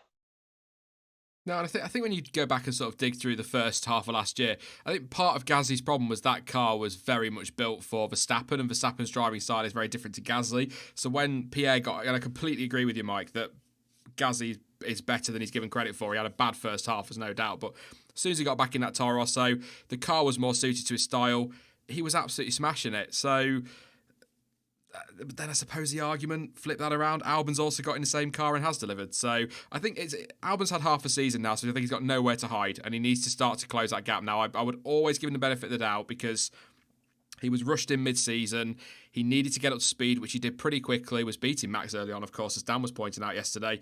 And he kind of grew into that team nicely, but now, this season, he's got to close that gap to Max. There's no excuses for me. He's had a full winter as well, so we'll see. Somebody asked a really good question, actually, which did answer it this morning, but I know, again, people might not tune in this morning, from Spencer Brown. Says, Sean, what you're hearing from hearing in the F1 world? China has been cancelled. Vietnam is next door. Will we see it go ahead this year? The latest from Chase Carey, which was an interview this morning, well, it was released this morning, might have been yesterday, is that Australia, Bahrain and Vietnam are all going ahead as planned. There's no doubt over them whatsoever as far as he's concerned. But as I said first thing, or earlier today, it's an evolving situation. We all know that, don't we? So it's one of those, it's all right, Chase Carey saying everything's going ahead as normal, but if something changes between now and Australia or Bahrain or Vietnam, they could still be called off. But the official line at the minute, it's still been monitored, but they're all going ahead as planned. So just China postponed at the minute, and I don't think it will get rescheduled because Christian Horner's already poured a bit of cold water on the talk that it might get squeezed in between Brazil and Abu Dhabi, maybe with Abu Dhabi being pushed back a week. Horner's pretty much said no to that already, and they will need a unanimous thing from teams. So I think China's off for the year, but as I said yesterday, I reckon we'll get to the summer. Everyone will have forgotten about China, and the FIA and that will just go, oh, by the way, we're not going to bother with China this year. And everyone will go, oh, okay, fair enough. It's right now they're not going to because people keep asking and keep sort of kicking up fuss, but I don't think it'll go ahead this year. And that doesn't... Losing a year, push the... don't forget it because it's, serious and all that, but the coronavirus, just ignoring that from an F1 fan perspective for a minute, I'm not going to miss China as a race. I've got to be honest. I'm not a fan of that track. From what drivers and personnel, some media that I know that go to the races say that the paddock is a little bit, there's not much atmosphere there, so I don't think it'll be missed from a driver's perspective either. But yeah, maybe just me. And someone in chat there, just cancel Abu Dhabi. If they want to take that as well, take Abu Dhabi and Russia and China and cancel that for this year. It's fine, just to be safe. I'm just picking tracks I don't like now. Yeah, I think I completely agree. China is certainly not one of those that are exciting because a lot of the overtaking there is kind of quite artificial. I think we recently spoke about it in a video and just looking at it, and it's just nothing about you kind of really excites you about China, and it's kind of quite a bland background, at least with Abu Dhabi. The spectacle's stunning and people who actually go to the race say it's a really good race, but come on, the amount of money they've pumped into Abu Dhabi, surely they can invest some money to kind of rearrange the number of circuit layouts there to get a good one. Where China, it's just a bit like, it's China, but it's a market that F1 want to grow. So China's going to be around for ages. Pretty sure as well that with the situation as it is in Italy with the virus, that's Imola written off as a replacement. That's not going to happen now. Somebody asking in chat if the Italian Grand Prix will be cancelled. We're a long way off that now. September for that one. If I still maintain that if the Italian Grand Prix was in 2 weeks' time, it would have been postponed. But I think we've got till September, so it's an evolving situation. The virus isn't going to disappear by September, but the situation might be under control by then. So it's very difficult to tell. But like I say, if it was held in the next few weeks, maybe a month, then yeah, I think it would be. But right now, I think it's fine. A few people in chat making the point I'd love to sit here and make, but I'm not going to because it's an F1 stream. So I know we talk about other things, but there are certain things I want to try and avoid because I don't want to upset people. 2:23 in the UK, so 3:23 in... Where are they testing? Barcelona. Come on, Sean. Vettel is still fastest, 16.8. Stroll, 17.1. Latifi, 17.3. Norris, 17.5. Kind of pointless going through these ones, but 17.7 for Verstappen, 17.9 for Bottas, 18.0 for Ocon, Magnussen, 18.2. The current fastest of the afternoon runners is Ricciardo on a 19.3. Giovinazzi 19.6, Gasly 21.8, Hamilton 22.4, and Alex Albon 24.0. So Hamilton not exactly setting the timing screens alight at the moment. Vettel out on the C2, getting the laps in. He's going to go for 100 today. He's already at 85, so he's easily going to go for the 100. And this is where I jinx him when he puts it in the wall, or his engine blows up or something. So I'd expect him to go for 100. But anybody that missed it this morning, I like to read stuff like this because I'm really sad and I forgot to load it up. Let me go and find it. I just saw in the chat that Spencer Brown has said, I've been to the Shanghai race and I can assure you it's best not attending. So I think there you go. Confirmed. So this is laps completed in 2020 pre-season testing courtesy of lightsoutblog.com. Make sure you give them a follow over on Twitter. They're bloody brilliant with their stats. So after 4.5 days of testing, so I think this includes... Will it include today? That'd be 5.5 days of testing. No, it's 4.5. Come on, Sean. My God. 720 laps for Mercedes. So far, they're topping that comfortably topping that. 105 more than Red Bull on 615. McLaren are third now on 569. Ferrari are catching them on 567. That's, I think, where are we now? Yep, Ferrari will be ahead of them now. So that'll change this afternoon. 544 for both Renault and Alfa Romeo coming into this afternoon's session. 528 for Racing Point. 505 for Alfa Tauri. 454 for Haas and 474 for Williams. But of course, Haas have had some big issues. Most notably Magnussen sticking it in the wall with a puncture, and then Grosjean having a crash, obviously. And then Williams have had power unit problems, countless. I mean, at least they're on a third unit now already. And Ferrari themselves have had some power unit problems as well. So there are reasons why their lap count is quite low. AlphaTauri, no idea. What, I don't have you two, because obviously you guys might be doing your end of day reviews. I'm just doing these and then going and hiding for the night. But I don't know if you've come across anything on AlphaTauri, because there doesn't seem to be much talk about any issues, but they're not really racking the laps up. No, they're just quietly going about their business. I don't know anything, if I'm honest. What generally are about AlphaTauri?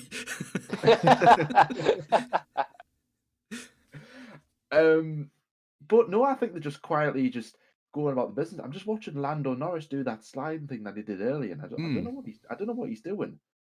Whether that's, like you said, Sean, earlier, heating up the tires or something. But I've never seen drivers do that. I don't know if they've been doing it all testing, because I mean, I've been at work throughout testing, so I haven't watched any apart from the highlights at what they upload on YouTube. I haven't watched anything, so I don't know if he's doing that, gathering some. He looks like he might be going through like a steering program, because he keeps on like exaggerating and maybe like where he wants the steering during the corner. I don't know. Again, like you, Sean, not on the technical front. So, but that's as technical as I think it would probably get. It's doing steering stuff. I got to the point where I was doing my launch videos where I just gave up. I was like, look, I'm not. Why am I even trying to pretend I know what I'm talking about here? There's just no point. So I just ended. Oh, ooh, that's pretty. I just gave everything. I just gave everything to Lyle, so he can just go, right. Okay, that's your job. I'm running away. So if anything goes wrong, it's his fault. I like that. I need a co-person on this channel, so I can blame them as well. I mean, obviously I was at work, so I couldn't do any videos. So I'm gonna give a quick shout out to Lyle for doing all them videos. I bought 2, and the 2 that I did were the stupid Ferrari and AlphaTauri live stream launch things that they did. I thought you were going to say your 2 were the best then, and the 2 I did were clearly the best. The 2 that I did were absolutely amazing. Yeah, I mean, the Ferrari launch I enjoyed that, because I like there to be a bit of fuss around the launch, because at least it's worth tuning in then. But I mean, what didn't they have? They had an orchestra. They had, as I said the other day, a random woman coughing and sniffing in the background. They had the circus turned up, awkward interviews, awkward speeches. It was peak Ferrari. I loved it. And then the AlphaTauri launch, I mean, wow. What was that? I mean, I would have liked the car launch first and then do the old fashion show, because whilst that was going on, we could just bang on and just do the video quickly. But no, they had the fashion show and all this, and I'm like, yeah, brilliant, yeah. It was strange, put it that way. But I suppose, but then again, we were asking for, we need more, more car launches like they used to be. We'll get some weird ones, and then we're still not happy.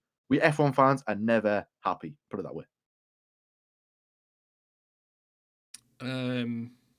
People in chat talking about Eurovision, because that's where we go on these streams. Apparently, James Newman is going to be the UK entry in possibly the most pointless Eurovision Song Contest we've ever bloody done, where we know we're getting nothing before we get there. John Newman's brother, is it? I have no idea. I've not heard of him, but I'll have listened to the song later. I'm sure it's truly wonderful. They always are.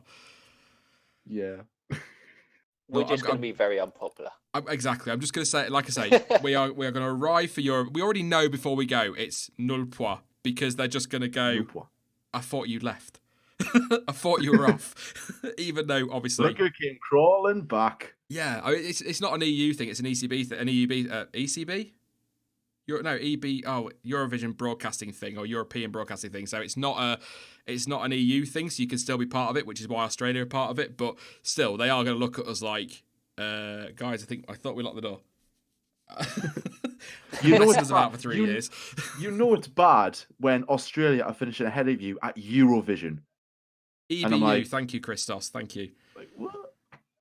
Yeah. I'm pretty sure the last couple of years Australia finished ahead of us. So maybe this will actually do good for our profile. Maybe being out of the EU is what's been holding us back in Eurovision. Oh, there you go. If that's it, then yeah, I'm on board. But I think I'm going to leave it here for Eurovision. But I'm hoping at least Australia will look at us and go, "Oh, bless them," and give us a point. So come on, Annette. I expect to see your phone bill afterwards.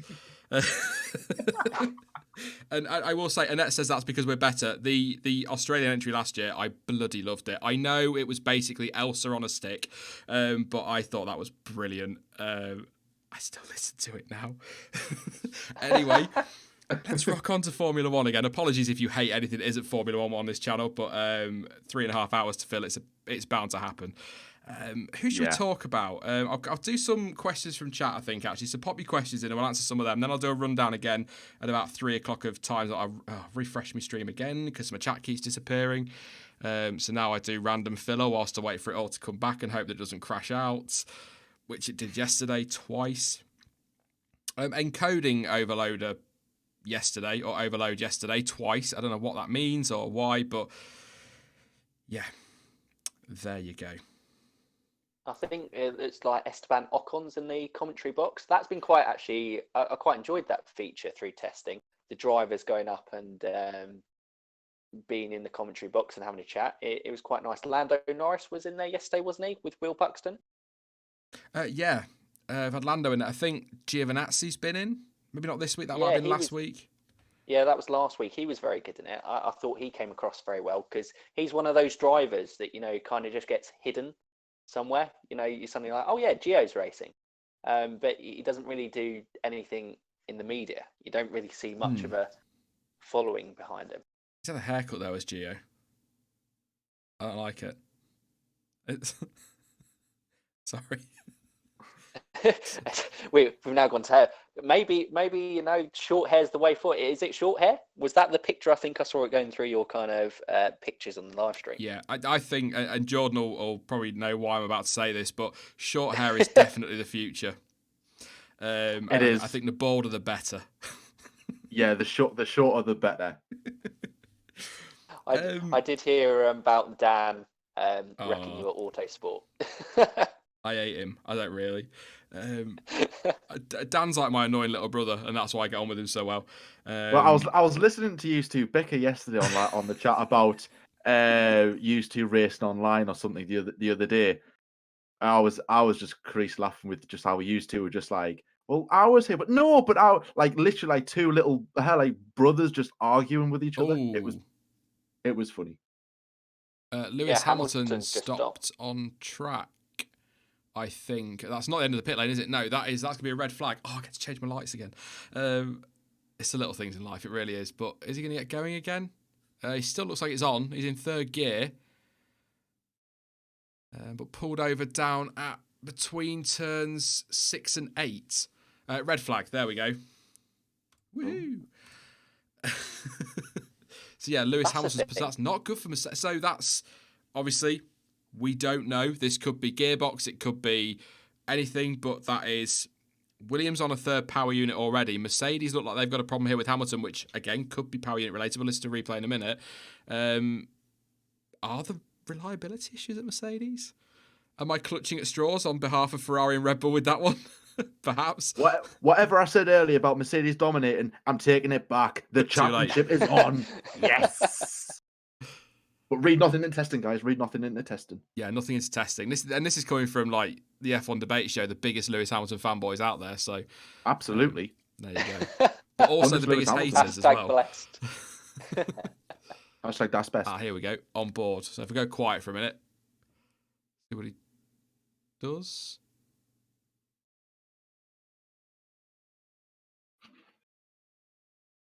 Yeah, he just switches off through turn 5.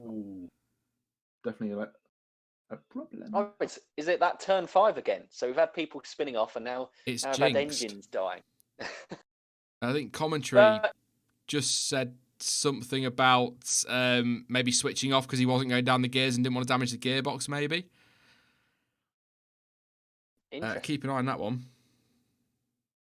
I was going to say, since like the summer, obviously they brought like a reliability upgrade, didn't they, for a Spa, and all the kind of Mercedes-powered cars struggled from that point on, because didn't Kubica's car blew up at some point. Sergio Perez had a couple of kind of engine issues. I'm pretty sure Lance Stroll did as well. Bottas, was it in Brazil? His engine blew up come the end of the season. So that was kind of like a real issue for them by reliability. I think, if anything is an issue for Mercedes, that might be it.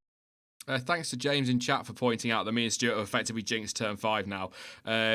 Bottas went off there this morning, and we both sort of went, well, nothing ever really happens at turn 5. That's weird. And then we had Verstappen beach it, Vettel spin it. We just had Lewis Hamilton's car stop halfway around turn 5. So there you go. Apologies to Lewis Hamilton there. Questions from chat then while we're under red flag. This seems like the perfect time to talk about Eurovision, so why we didn't do this now, but I don't know.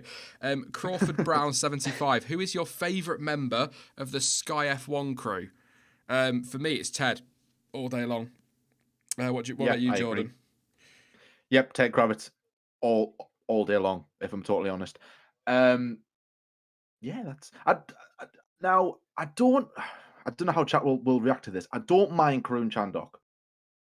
Now, he's not entertaining, but he knows his stuff. Now, when he was with Channel 4, he would go really deep into stuff, and he would explain. He would explain, some good things. So when he went to Sky, I was like, oh, that's quite good. But he got a bit of a negative reaction, and he still kind of does. I mean, obviously, everyone's entitled to an opinion, but for me, definitely Ted Kravitz all day long. What about you, Mike? Ted is just that lovably awkward person. He just comes out with some really weird things, and I think it was kind of summed up with when Lando Norris was on Ted's Notebook, and he was like, "Oh, you're back! Oh, that's great!" And Ted was like, "Of course I'm back." He didn't really know how to react to kind of some positive praise. So I think he's one that kind of, he had something different, and he gets his technical knowledge across in a really fun way. I really like Will Buxton as well. I know obviously he's on the kind of YouTube, but obviously he comes across as just like a F1 fan, and I kind of quite like. And one of my highlights of this testing was him and Ted Kravitz in the commentary box doing the pizza French fry kind of exclamation of the DAS system. Yes. And just Will Buxton just absolutely losing it as kind of Ted Kravitz was getting weirder and weirder with this kind of hunchback kind of thing of going in, out, and just he lost it completely. I mean, yeah, those two would be hilarious. And Alex Jacks as well, I think, is brilliant. He doesn't get enough airtime that he kind of really deserves. A couple of people in chat mentioning Martin Brundle. I do like Martin Brundle. And this is going to sound weird, okay, so bear with me. Even though he is with Sky, I don't view him as a member of the Sky F1 team. He will always be just Martin Brundle, co-commentator. Honestly, it's really weird how I view him. He just never... You put him alongside Crofty, he doesn't seem to fit within Sky. It sounds really awful, and I really like the guy, but Martin Brundle's his own thing. But yeah, I can't explain it. I really, really can't. I do like Martin Brundle. And also a shout out to Anthony Davidson as well, because I think he's brilliant. He's just a bit nerdy, and I love that. I always think of the F1 games when I hear his voice, because he does things for that, doesn't he? So yeah, but they can't act. Yeah, that's true. In that game, they can't act. I mean, even when I heard Davide Valsecchi was going to be in it, I was like, oh, this is going to be so cool. And then it's like, wow, I know they have to read from a script, but I was like, God, this is awful. I know Sean's favourite's Crofty, without a doubt, which we've seen at Autosport. David Croft. David Croft. Which is just bizarre. Like, I've never known anybody introduce himself to different people in an identical manner, just walking up, David Croft. You're like, is that all he does? It's like, Did you guys watch the US Office? No, No. I've never watched So, The Office. Full stop. well, then that's reference not going to be. But there's a guy in it that goes up and he goes, "I'll see if anyone in chat knows." He goes, "Hi, I'm Bob Vance. Bob Vance Refrigeration." That reminds me of Crofty in terms of like, "Hi, I'm David Croft, Sky F1 commentator." You know, just to everyone he meets in the line. But yeah, obviously that reference is completely wasted because you two don't get it. So hopefully someone gets it. Otherwise, that's useless. Cue tumbleweed. But yeah, tumbleweed and crickets. Just a replay of, I think I wouldn't be surprised if that's been switched off just to save the gearbox, because it didn't. It's not like it sounded like a bag of bolts like Latifi's did. It is windy over there. On a random note, it is very windy over in Spain. I don't know if it's been windy all test, but I've never noticed it till now. It's very, very windy. Well, I think that was what we were debating this morning, whether it was the wind that was catching him out at turn 5, because nothing ever happens at turn 5. So, yeah, I don't know. A few people in chat getting it, Mike. You're all right, mate. I'm all right. I've been saved by chat. Thank God. All 3 of them will support you. It's fine. I we'll only take some more need 3. questions then. It's okay. Rico says, will the 2021 cars look aesthetically pleasing? Err on the side of caution with that one would be my advice. The renders we've seen so far, the cars look pretty tasty, but as soon as the engineers get on them, find the loopholes, we might end up with penis noses again. It doesn't take engineers long to ruin a good-looking car design, because if they can get what they can out of it, they will. So I'm hoping that it's not too spec next year, that they can still develop, but I'm hoping that it's spec enough to avoid the disgusting, ugly stuff that we've seen in the past. But don't be surprised to see some very weird ways around the regulations. Is my advice. It's going to be exciting. It's going to be good. I think I kept saying I'm not going to do these launch reaction videos anymore, and then Stuart was like, "It's 2021 next year," and I was like, "Oh yeah, I'm going to have to for them, because they definitely next year will not be a 2020 car with a new livery on it, because they can't." Well, I say that, I've just jinxed it. They're all going to be. Well, actually, to be fair, going back to what Mike was saying earlier, we're not that techie, so at least then we'd definitely be able to spot that it was a 2019 car, Exactly. rather than a 2021 That's one. very true. Err on the side of caution. I remember seeing some really nice renders of how the noses could look for 2014, and then we got Pornhub. Basically.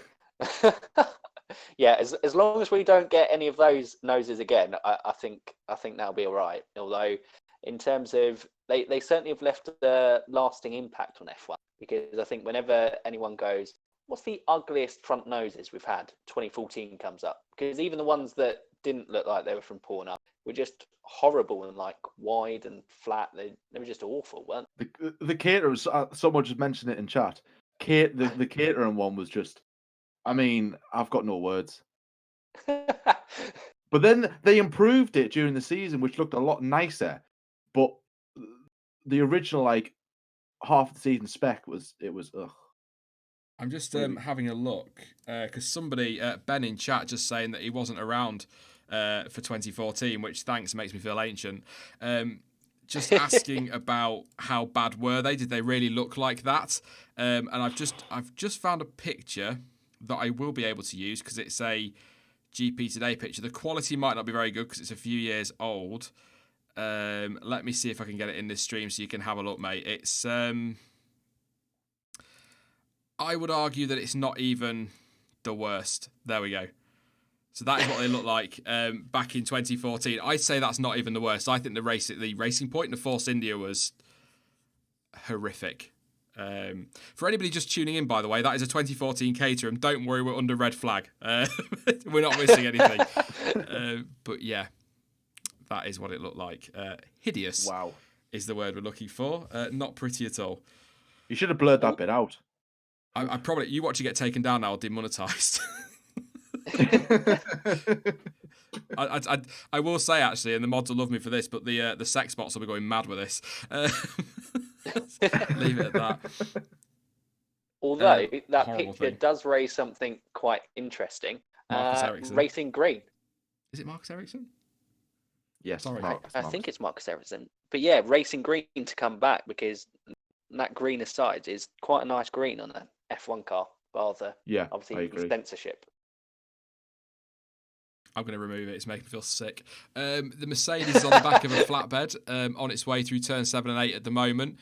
For those asking in chat, I've not seen Steve with his leaf blower. He might have gone out for the afternoon with Dave, but we'll keep an eye on things, see what's going on. Esteban Ocon, he's in there. Commentary box. We'll talk about Ocon a bit later, but we'll have a look at... Oh, no. What have I done in chat? Let's have a look. People say me to cover it up. I It's saw disgusting. John T says the McLaren's the worst. The McLaren, what? Oh, yeah. Well, the thing with the Force India was it was there's no way other than to call it big and black. I apologise. It's the only way I can explain it. What about the Toro Rosso one with the purple one at the front? That just, yeah. Oh, Lewis Bloomfield has just sent me a mock-up of a potential F1 word T-shirt, and it looks... I genuinely thought you were going to say something different there. No. Just from how you started that, you were like, Lewis Bloomfield has just sent me a mock-up of my merch. I was like, phew. That looks very nice. I would ask, have you put that on one of your Liverpool kit things? Because if you have, then burn it now. That looks... Lewis, we shall talk later. Ooh. Because even if I don't release it as merch, I'm wearing that. It's as simple as that. What's going on? Esteban Ocon still in the commentary box. Not on track this afternoon. I think we should be going green soon because they should have cleared that car. So we'll take a couple more. Annette, bless her, having to deal with the bots, or as she put it earlier, boys. Anywhere I can watch the F1 test live for free. No. There will be, but I don't want to tempt fate by promoting illegal streams. And poor RC, I've not seen him for most of the testing, and here he is going. He turns up just so I put the cater him on screen. Sorry, RC. I do apologise, mate. I hear a rumour that Merc won't be using Spec 1 in Australia. I've not heard that one. I know they're not... Well, they might do, because Toto Wolff was pretty clear, or James Allison, sorry, was pretty clear they're not taking a new car to Australia like they did last year. So if we take them at face value, there won't be a second spec. However, as I've said so many times over this last 2 weeks and prior to it, do not believe a word teams tell you in testing. What they say and what they do are very different. So they could turn up with a brand new Mercedes in Australia. So I would argue it's probably just rumour now, but keep that rumour in the back of your head, and then you can come back to me on Twitter or whatever and go, well, I told you, Sean. It was true. Who else asked me a good question there? Somebody asked if that was next year's Racing Point. I hope the cars don't look like that, but it could be that colour, the British Racing Green. Oh, this is a question. There it is. Christopher Michael, do you miss Benetton? Yes, I do. Big fan. Big fan of Benetton, I was. Obviously, the Schumacher tie, obviously, that's there as well. But I just loved the liveries they had pre-Renault. That blue, especially 98 and 99 were nice in just that Play Life blue, or the Play Life blue and white. But I also really like their 1997 livery as well. Like the Benetton colours on the back always look really cool. And they were good-looking cars. They weren't quick. But I'd love to see him back. But it's kind of, we've got AlphaTauri now, haven't we, a fashion brand? So it's kind of nice that we've at least got a fashion brand on the grid again, which is bizarre. So, 94, 95 liveries for Benetton. One was yellow and green, wasn't it? F1 YMS. So, Schumacher fan, always going to like Benetton. There you go. I realise I'm...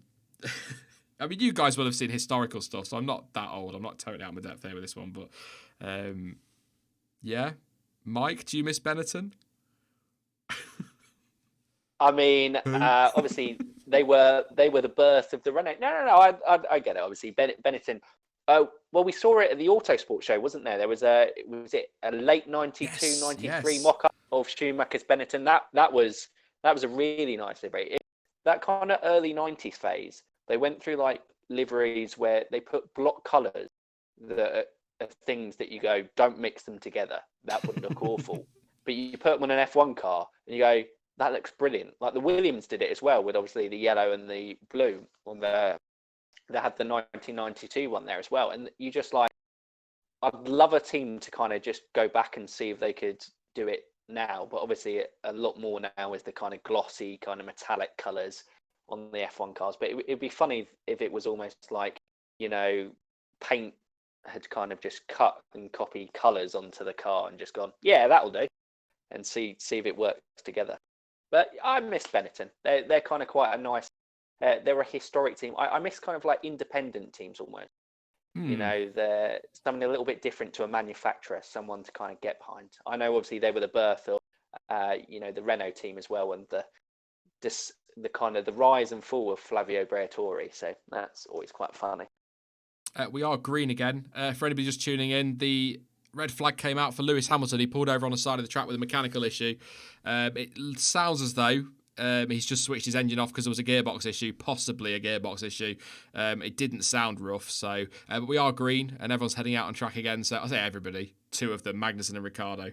But yeah, I was a big fan of Benetton. And I get the whole independent team thing, and I know you could argue that you've got Racing Point and Williams and McLaren and Haas, but I could quite easily sit here and argue that McLaren and Williams are probably the only two proper independent teams we've got in F1 now, and that's not just me being because they were around in my day or anything like that. That is just AlphaTauri are Red Bull's sister team, junior team, whatever you want to call them. Racing Point are effectively becoming the Mercedes B team, and Haas are effectively the Ferrari B team. And although Alfa Romeo are fundamentally still Sauber, they've got big backing from Alfa now. So yeah, I think that's also why we get a lot of kickoff from McLaren and Williams about these B teams and that, because they're doing all the work themselves. So yeah, I miss the days of your Virgin Racing and your Lotus who became Caterham and HRT. I know they were rubbish. We can't deny that. They were rubbish, but I miss those days of people coming in with a team and just giving it a go, which is why I'm totally with Jonty when he talks about Carlin or somebody like that coming in. I'm totally on board with that. So, yeah, I mean, Jonty's saying there's so many teams he misses. I just, yeah, people talk about arrows, just underdogs. I'm a big fan of underdogs, but yes, we'll move on to another question. I'm just going to sit here otherwise crying that F1 isn't like it used to be in the old days, which it is. It's fundamentally the same. Just everything's a bit different and a bit quicker. It's okay, Sean. We're here for you. It's okay. It's all right. It's a safe space here. It's a safe space. Let it all on out. YouTube. Oh yeah, wait. It's not a safe space. Stop now. Cut it out. Oh, can I have your channel? I'd like to Trading stress, chat. places. I love you all, and you're all fantastic. It's the vast majority, as always. Ligier for Jonty, Jaguar for MG. Absolutely, from Cast 31, Minardi. That's a favourite, isn't it? That's now AlphaTauri, of course. Tero just tuning in, asking why Hamilton's so few laps. He had a mechanical issue, pulled over. Only just went out, actually. He did about 14 laps, it says on there, and then had a mechanical problem and ended up pulling over at the side of the track, so he's back at the garage. Somebody asked about screens, actually. I think the rules, because they put the screens up around Mercedes, I think the rules are you can put the screens up if you take the floor off and if the car has been taken off the truck. I think they're allowing teams to protect underneath their car. So there you go. I'm glad they've got rid of the screens. That's all I'm saying. Loads of people throwing in names now. Jordan, for example. Dr. No 15's missing Toro Rosso already. Good I'll one. miss that. Because at least I know they were Toro Rosso, and we're not going to be like AlphaTauri, Tari, whatever. How are you pronouncing that, Jordan? Badly, I'd imagine. Quirk. AlphaTauri. Yeah, I don't want to get into the debate too much, but I keep just saying think, right, Tory. I'll say, because I know Aldas put something on his channel where on his Twitter, basically saying how should I pronounce it, and it's like you just pronounce it how what you feel comfortable with. Like you said yesterday, Sean, at some point before you got onto oh well, good luck with tomorrow with accents because we've got Geordie Jordan on. I heard that, I was killing myself laughing. Anyways, and he said, and you said something like, oh, you say Mattia Bonotto rather than Mattia Bonotto because you feel comfortable saying Mattia Bonotto. And it's like, if someone did say Mattia Bonotto, then that's fine. You still know who you're on about at the end of the day. It's just say it what you feel comfortable with. If you want to say Tory, say Tory. If you want to say Tory, say Tory. Thanks, Whatever you Mum. want. Exactly. Yeah. I did actually say the other week about Fiat. People get really mad about the way some people pronounce it, and it's like, do you know who we're talking about? Yes, right. Shut up. It really doesn't matter. Someone's just said in chat, Sue. Honestly, I find Jordan's accent the easiest to understand somehow. Really? There you go. Sue drinks. You've got a follower for life there. Yeah. Wow. You've made his day, Sue. I was prepared for today because I'm like, right, okay, I'm gonna get some stick because of my accent. But no, it's been chat. You've been very nice. Thank you. I can't promise tell it'll him to stay be that nice, way. to be fair. Yeah, it might not stay that way, but just if you stay on the fence with things and try not to be too controversial, they'll love you, but I'll upset them at some point. Hamilton is the best. Verstappen's the worst. There we go. Now watch the drama unfold. I'm trying to save the drama for Friday afternoon with Aldas. We'll just upset everybody again like we did last week. Just having a look on track. 4, 5, 6, 7 cars out there. Vettel, Stroll, Latifi, Norris, Magnussen, Ricciardo, Giovinazzi. Lap time wise, not a lot. Pace wise, like I said, I think a lot of long running this afternoon. But Vettel, 93 laps. I'll tell you what, I'll run through the order now because it's nearly 3 o'clock, so we can do it. Nearly 3 o'clock, that's gone quick. Vettel, 1:16.8, 93 laps. He's going to go through the 100 today in the pits at the moment. His fastest lap was on the C something, I've forgotten. Chat will tell you if you're watching this. Stroll, 1:17, 178 laps on the board for him. Latifi, 1:17.3, 84 laps. Norris, 1:17.5, 60 laps. Maximus Verstappenus, 1:17.7, 31 laps. Bottas, 1:17.9, 47 laps. Esteban Ocon, 1:18.0, 37 laps. K-Mag, 1:18.2, 49 laps. Daniel Ricciardo still heading the afternoon runners on a 1:18.3 and 22 laps. Antonio Giovinazzi, 1:19.6, 24 laps. Pierre Gasly, 101 laps now. Good lad, 1:21.8. Not bad considering I was concerned about his lappage this morning. Lewis Hamilton, 1:22.4, 14 laps. And Alexander Albon, 1:24.0, 14 laps. For anybody who's late joining or isn't keeping up with things for this morning, Vettel had a spin, kept going earlier this morning. That brought out the red flag, but he was fine. No problems with the car. Verstappen beached it. Bottas went straight on. Giovinazzi stuck it in the wall, but kept going and brought out the red flag. We had a wet track first thing, and just recently, Lewis Hamilton stopped on track with some kind of mechanical issue. So, busy old day for the marshals and their red flags, I think it's fair to say. But we are coming up to the 2-hour mark. And yeah, I think somebody say 2 hours still to go in chat there. I'm just looking at Gasly's lap count, 101, Vettel 95. They could go well over the 100 with this one today. So I think Seb needs it after losing that first day through illness. So I think good to see him out there getting the laps in. But we're on board with Seb now, and it just sums up testing perfectly. This on board. I move quicker down the bypass in my Astra. Do you know what I mean? It's and I love how I say that, but he's doing 150 miles an hour. Like, it looks so slow, but he's still doing stupid speed. I do not do 150 miles an hour down the bypass. Did you see it yesterday with Lando in the commentary box? He got them to speed it up we got it to ridiculous. I think it was like ×2 or something. But he said that's what it actually feels like for a driver. Obviously, it meant that the lap was done in about 30 seconds. So I'm realistic on that front. But yeah, he was saying, he was like, onboard cameras are the worst thing for drivers because it just looks like they're going for a casual drive. But like I say, it's still 150 miles an hour. You just can't comprehend that, can you? It's madness. I mean, I've done a couple of track days before, which are good fun, but I don't think I got anywhere near 150 miles an hour. I might have hit 65 at one point. Do you know what I mean? But yeah, you can't comprehend that kind of speed. I am paying attention. I'm just kind of adding pictures to the stream at the same time, and I cannot multitask. Can't multitask. I think it's mental. Even in like a go-kart going 30 mile an hour in a single-seater type of thing, it must feel even mad just to kind of, yeah, I don't think you kind of really can get a full appreciation of what they do and how difficult it is from the onboards.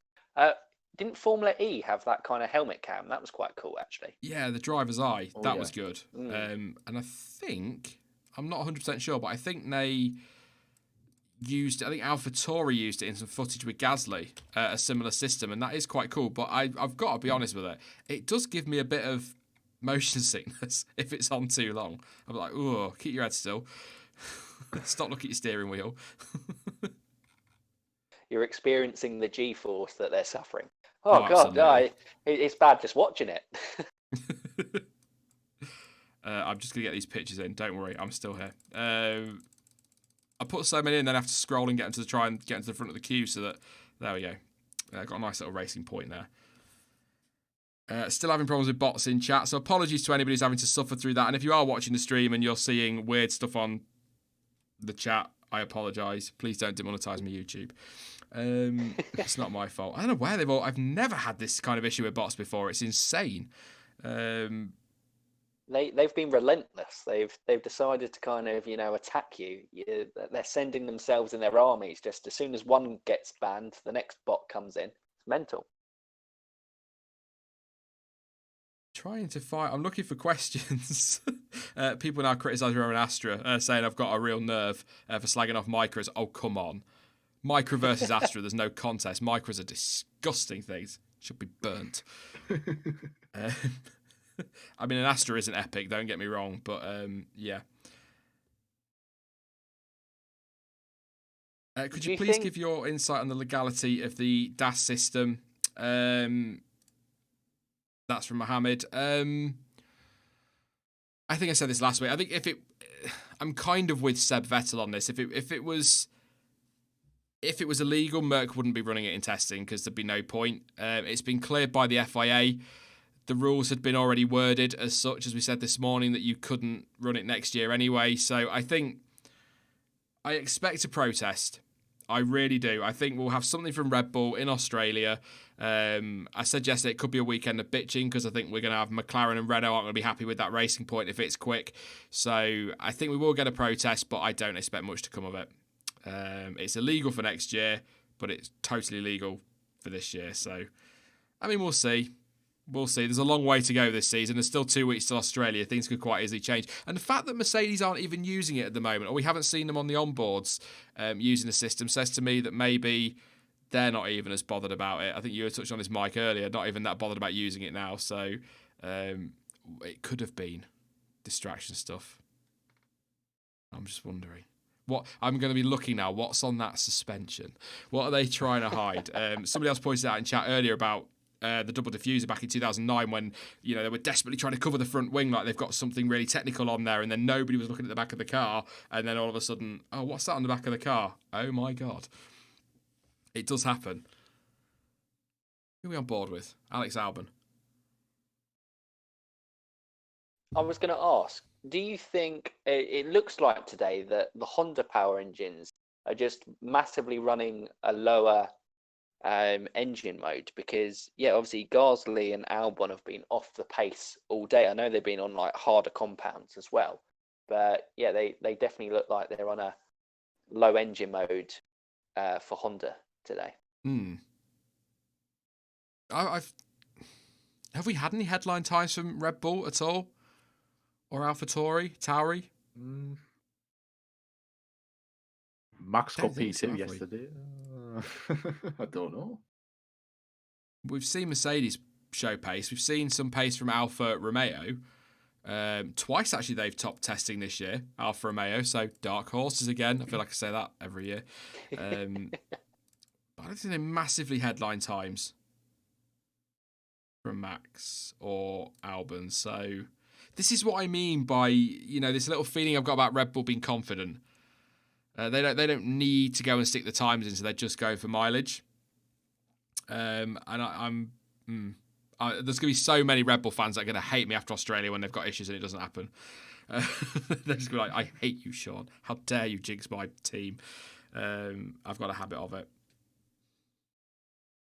Lewis keeps sending me stuff on One of my Twitter. favourite moments from your stream was after day one. Obviously, you brought up this Red Bull quietly confident, and literally the first article I saw after testing finished on day one was literally Max Verstappen, we're fast everywhere.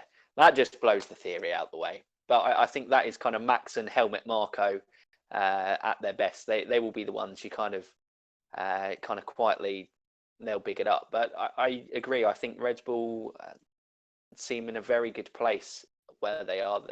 They seem very happy with how things are going. Yeah. And this is why I don't buy into the Ferrari stuff either, because all right, Seb's done a 16.8 today, but that's not exactly amazing. And it's second quicker than they've gone all tests so far, but it's still a long way off the 15.7 from Bottas, for example. But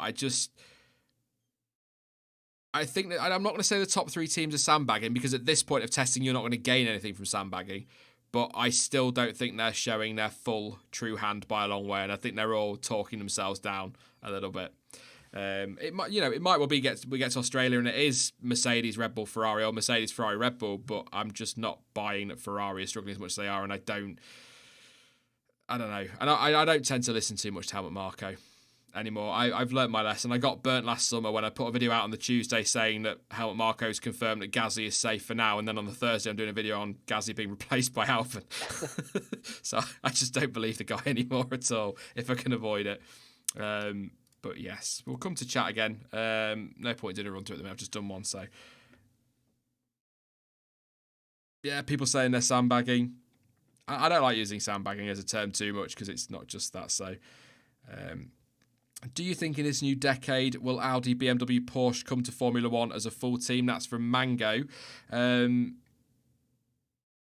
I mean, we've got 10 years, haven't we? They could rock up by the end of it, but I think there's a lot of focus from... I don't think the VW group are interested in Formula One.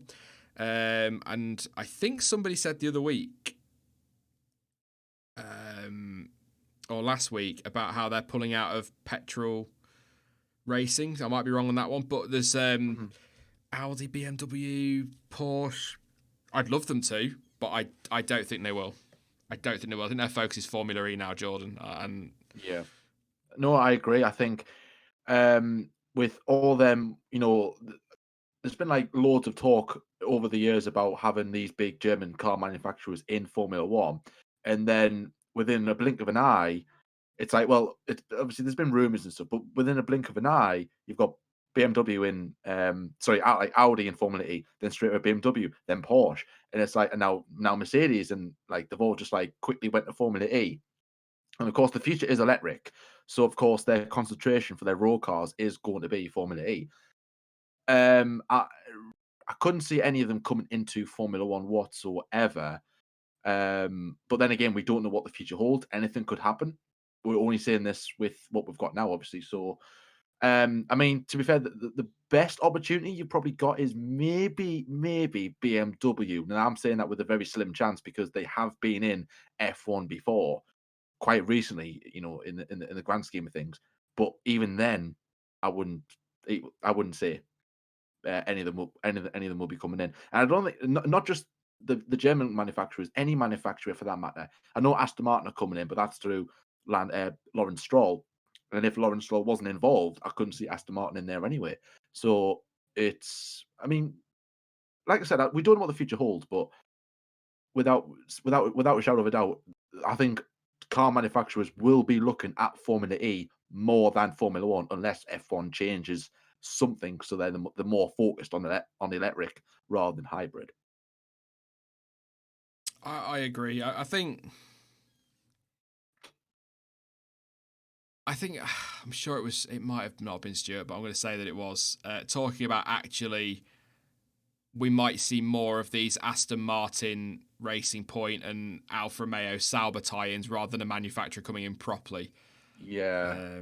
Like title sponsors, but a little bit more, if that makes sense. I tend to agree with that at the moment. I mean, you never know. If they get everything sorted, the cost cap works, the technology goes the way that they need it to, they might say no now, but any car manufacturer that wants to be at the top of technology and road relevance, whatever, and all of that, they're going to go where the technology is. So if F1 suddenly goes into the next generation, then... Yeah. Well, maybe. Porsche went as far and built an F1 spec-like engine, but so there must be a little bit of interest in there somewhere, and maybe they might have one eye on these new regulations, and if it, like you say, if it does go well, maybe, maybe, but even if it does go well, I still think that the future is electric. And the UK recently announced that they were banning the sale of petrol, diesel, and hybrids in 2035, I think. And it's so clearly, I mean, obviously, I don't know about other countries, but that's going to be affecting their market, and they're building their cars and whatnot. So certainly, I think it's very unlikely we will see something where, all right, big breaking news: Porsche are coming into Formula One. Maybe as an engine manufacturer, I don't know, but even then, I still think it's Formula E all the way. So here's a question I didn't get an answer, and this is probably a paragraph I never thought I'd read. It's from Dan, the indoor man. Good afternoon, mate. He said, where does the term sandbagging come from? So the word sandbag, this is from sportsrec or sportsrec.com. The word sandbag dates back as far as the 1580s and referred merely to a bag of filled with sand, often used as a weapon.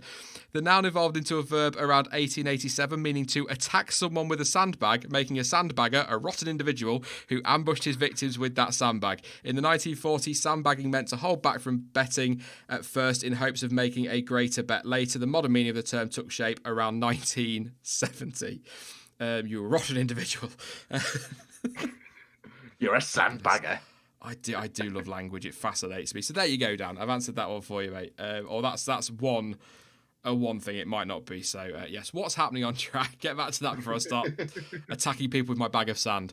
5 cars out on track: Vettel, Stroll, Latifi, Norris, Giovinazzi. I will head over to the official F1 timing thing and see if anybody's doing any hot laps. I don't think we're going to see much. I know I keep saying that, but I'm not convinced we're going to see maybe some hot laps towards the end of the session. I'm still clinging on to the hope that we're going to get some proper hot laps tomorrow afternoon just to grab some headlines for the weekend, but I'm not totally convinced by that one. The answer to that, after putting in my password, is no. Not a lot happening pace-wise. 1:16.8 is still the fastest from Vettel. 23.0 in the first sector. Stroll kind of only a tenth off that as he goes round. So long run pace at the moment. I'm going to have a look at F1 Debrief on Twitter as well, because they tend to tell us a little bit in terms of pace. So Lance Stroll. Oh, God, that's a lot of numbers. I'll read a few. Not going to go through his entire stint, but his race sim second stint. Wow.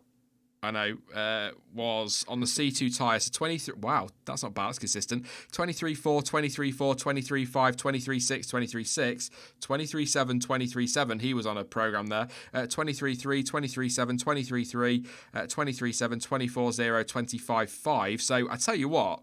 There's pace in that Racing Point, and it looks like even Lance Stroll can be consistent with it. So there we go. His first stint on the C3, 26.6, which would have been a bit of an outlappy type thing. 24.7, 24 flats, 24.1, 24.2, 24.2, 24.0, 24.1. Yeah, pretty consistent. Pierre Gasly had a really good run as well on the C2 tyres. His third stint as a race sim. Lots of 22 3s and 4s in there. I'm not going to read them all because that's not fun to listen to. Neither's our waffle, I'd imagine, but there you go. Same Seb Vettel, very consistent, 22.9, 22.9, 22.9. A couple of 22.7s, 22.5. So some good pace and some consistency in there. That's why I'm not buying it all. And Mercedes, a little bit all over the place, actually. Lewis on his C3 first stint, but of course he stopped on track in the end. And Latifi was one I wanted to check as well, because I'm intrigued by Latifi. He's one that I'm keeping an eye on this year. 25.6, 25.9, 25.6, 5, 1, 5, 4, 7, in the 25s, but nothing. Like I said last week about some of these, not anywhere near as consistent as Valtteri Bottas was last week. I think it was the Wednesday where he was just quick and he was just constantly doing pretty much the same time for 5 or 6 laps at a time, and that was when I was kind of like, we're having a Mercedes year again, which is fine. Just don't wrap up the constructors title by Spain. That would be ideal, but there you go. Lewis keeps sending me pictures on Twitter of merch. He needs to stop it. I've seen that cap. That's very nice. I've got to say. And the t-shirt. And the t-shirt. Mm. Tasty. It's football-esque, isn't it, that? Anyway. I'll talk to you about it. Look, you know, well, I'm always going to bug you over something. I've seen a lot in the chat going on about the kind of potential merge of electric power into like Formula E and that, and obviously joking around about sandbagging. Sandbagger, not a very nice person, but yeah, I think that's an interesting concept of when and if Formula One do go electric, because I would assume they would have to if all the world cars were electric. Formula One. I mean, Formula E have got the exclusive rights to electric racing for a long time yet. So I don't think there's going to be a merge anytime soon. Although the FIA own the series, well, govern the series, so I'm sure they could do something. But I just think if Formula E is doing the electric thing, is there anything Formula One can do to go another way, to offer another option? Dan the Indoor Man says hydro or biofuel. They're good examples. Alan Prost, apparently, according to F1 YMS, talking about hydrogen F1 cars. So I think it'd be nice to see them go a different way. And then you've at least manufacturers, you've got an electric series and then another alternative fuel series so that you just... we don't just need one. Let's not just have one. It would be nice to go that, and that would fit in with F1. That would fit in with F1. I think the hydrogen kind of thing, because it always is about the pinnacle pushing boundaries and stuff for cars. So if they came out with something like that, I think it would be very cool, and I think they'd like to see it. I think, did I see Mark Priestley do? Was it a 2-stop valve engine? Again, getting very far too technical beyond my means, but Mark's brilliant at kind of simplifying the technical to layman's terms. But yeah, I think that was discussion for 2024 was the potential for a new engine, isn't it? Yeah, it was originally going to be 21, and then I think Liberty kind of came to the conclusion that they don't want to upset the manufacturers they have got in the pursuit of somebody perhaps joining. But eventually it turned out that nobody wanted to join, so they stuck with it rather than the cost of developing a new one. But I think it was Christian Horner that originally said that end of 2024, so 2025, there might be a new power unit regulation. But Gasly's gone fastest, sorry. No, he hasn't gone fastest at all. That's a glitch on the timing. Wow. He's done a lap of Barcelona in 19.2 seconds. Wow, so AlphaTauri were sandbagging after all this time. Yep. Pack up. Let's all go home. Give Gasly the trophy now. All done and dusted. Yes, no, that is obvious. Well, I say obviously a glitch. It might not be. I mean, if I fast forward my stream, rewind a bit, and then fast forward, then he will be fast, but he's not that fast. I forgot what I was going to say now. There we go. It's corrected itself.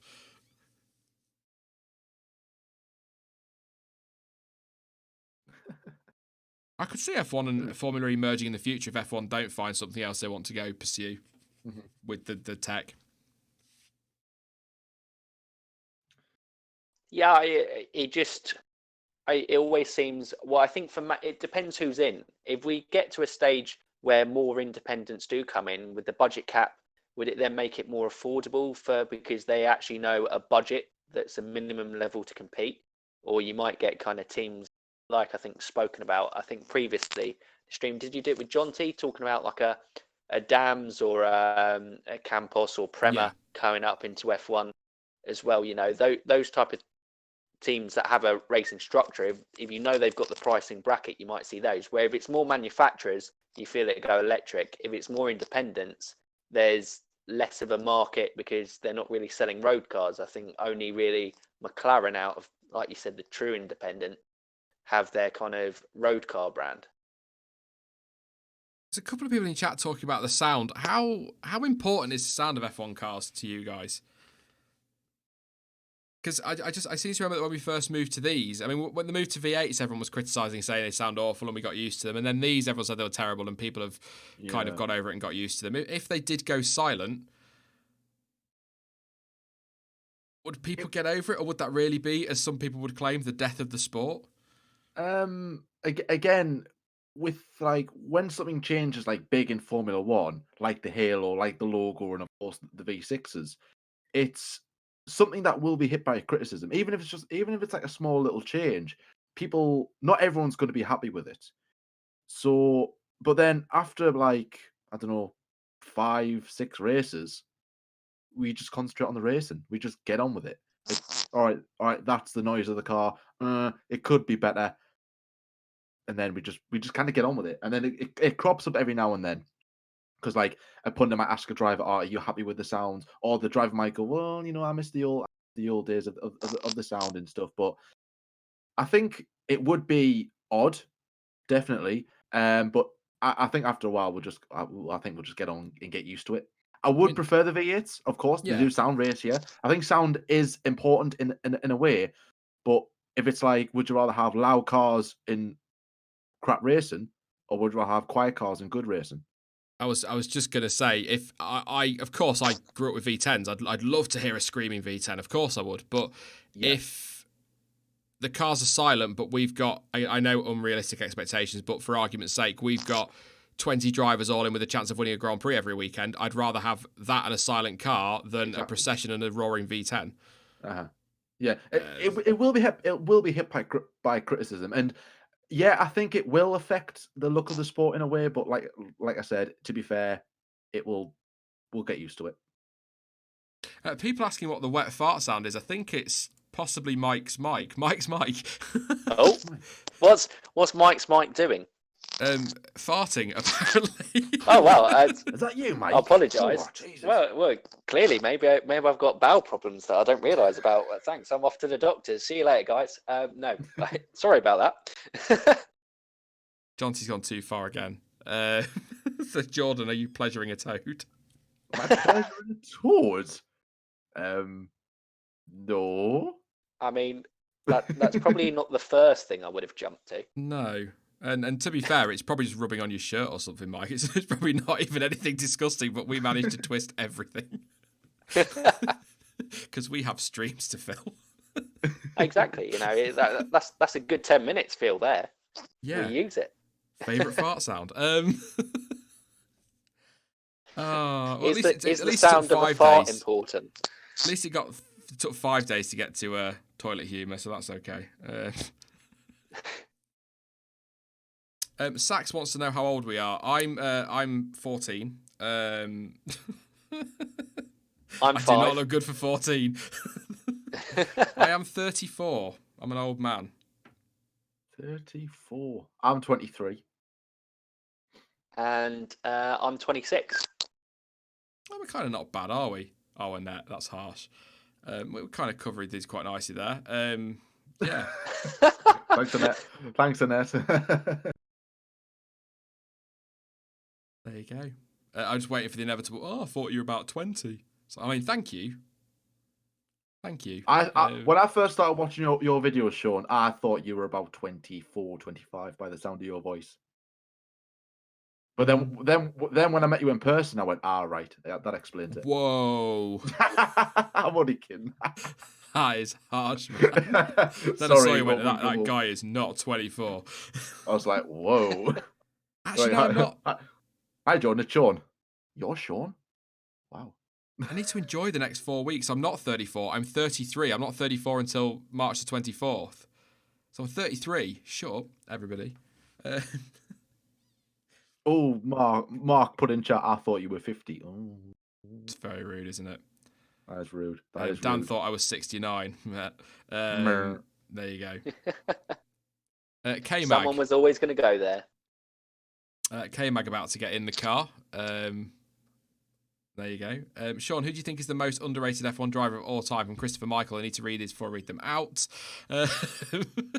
Underrated of all time. Most underrated of all time. I mean, Stoff. No? Right, cool. Well, I thought you were just going to go on one. I was expecting the kind of Yeah, it big was like- Stoffel Van Dorn, fan club. Do you know what? Buyer. I'm gonna go with what I said this morning. Barrichello's on that list for me because he was better, but he was. We were saying this morning. He was Schumacher's number 2, so he's never going to get a realistic shot in that car. But somebody's just said a name in chat which raised an eyebrow. Heinz-Harald Frentzen. He nearly bloody won that title in 1999 in a Jordan, which for anybody who is new to F1, that is the equivalent of Racing Point doing that. Right now, because it's the same team. Do you know what I mean? Or actually, technically Red Bull, but the field was closer then. So yeah, Frentzen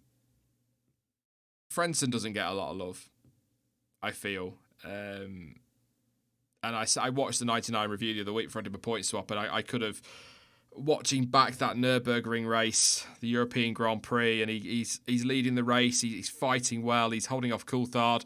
Looks like he's on for the win. I think the win would put him either level on points with Hakkinen and Irvine, or a couple of points off the top of the table, something like that. He comes in for his pit stop. All goes fine. Pits, leaves a pit lane, and the car breaks down on pit exit. And it's just like, I felt the heartbreak all over again. And it's like that guy would have gone into 2 races left in with a genuine shot of the title. So I think he deserves to be on that list. But I'm going to go Barrichello for me. I think that's a pretty good name to go. This is always a tough one, because I think most of the ones probably through mine and Jordan's main watching have kind of been fairly rated. I've seen kind of names like Jarno Trulli being there. Would you say Felipe Massa was underrated? Because he was very good pre the accident in 2009, and I think a lot of people kind of forget how good a driver he was post accident, because he never quite came back to the levels he was competing at before. It's tough. So many drivers as well, haven't there? So.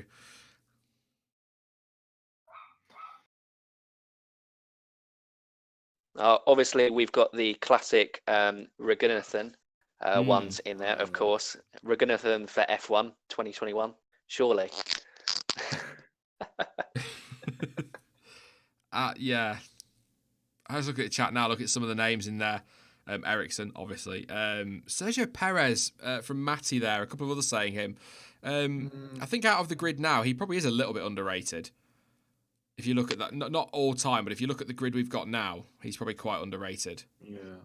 I think out of all the drivers, like, I don't know if this driver, I don't know much about this driver, but I want to know what you guys think, and chat as well.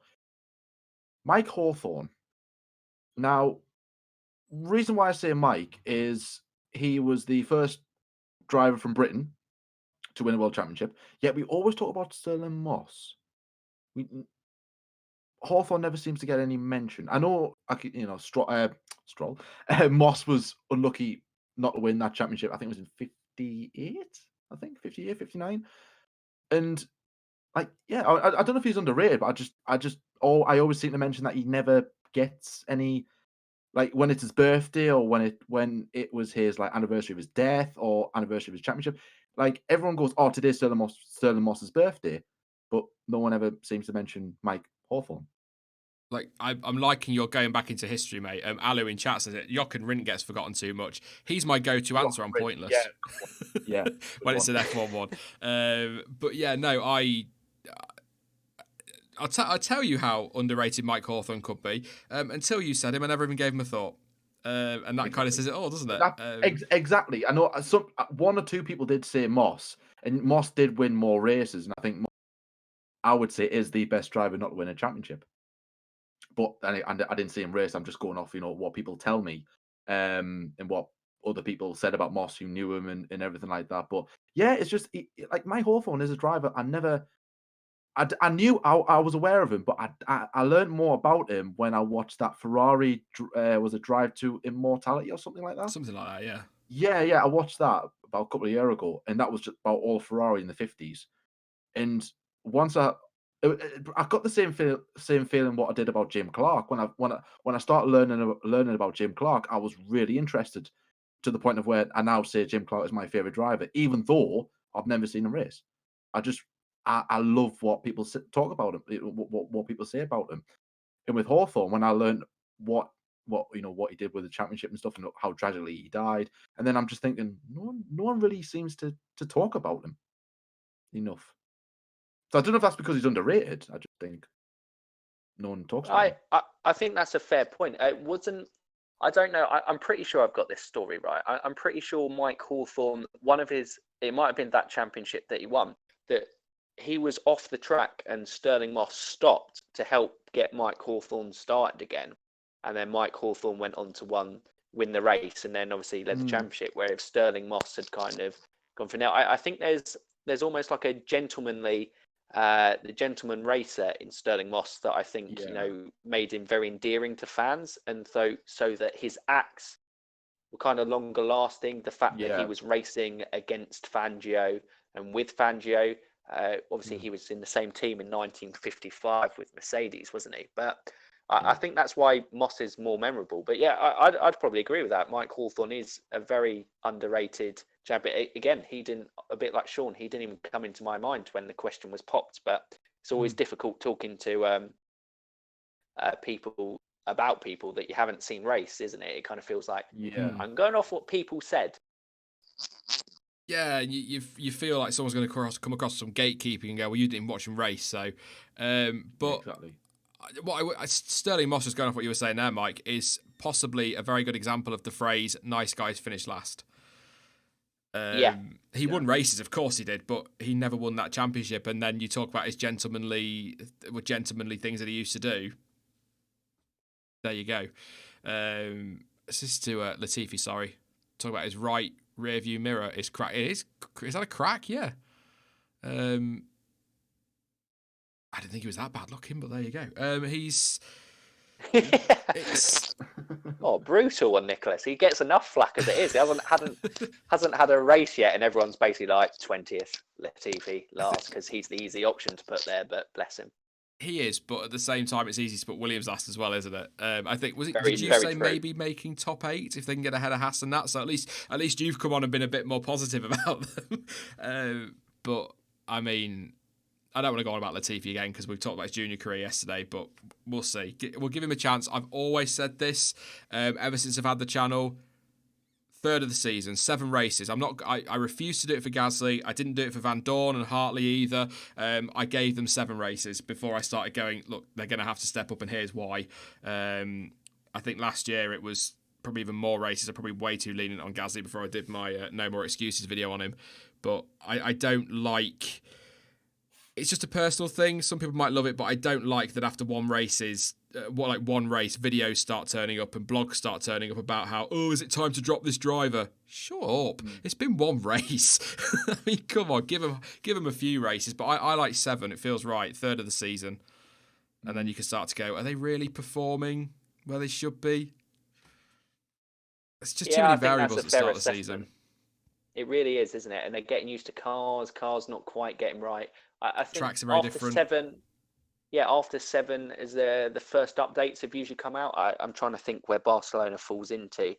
Is it usually about race 5, Barcelona? 5, normally about 5. So that usually that's when the first updates come out. So you've then seen them have a start to the car, adjust to a new update, and then I think you're right. That's when you can kind of really make as fair as assessment as we can, being novices and non-drivers of a Formula 1 car, of how they're actually doing. I think this is forever going to go down as a stream of background noises. By the way, we've got Mark farting. I think it was Jordan's dog having a bit of bark there, and whatever is going on outside my house, I can only apologise for. But my word, there's some banging. Dog? It's all right. Every time I'm recording, and then like the dog will bark at the window, and I'm like, it's like a small yappy thing, and I'm like. I'm live all day. If people can't handle a bit of background noise, then God, That's good. Good. But That's brilliant. I don't know what's going on outside, but I'm intrigued to go look and like knock on the window like an old man, like, "Well, you keep the noise down."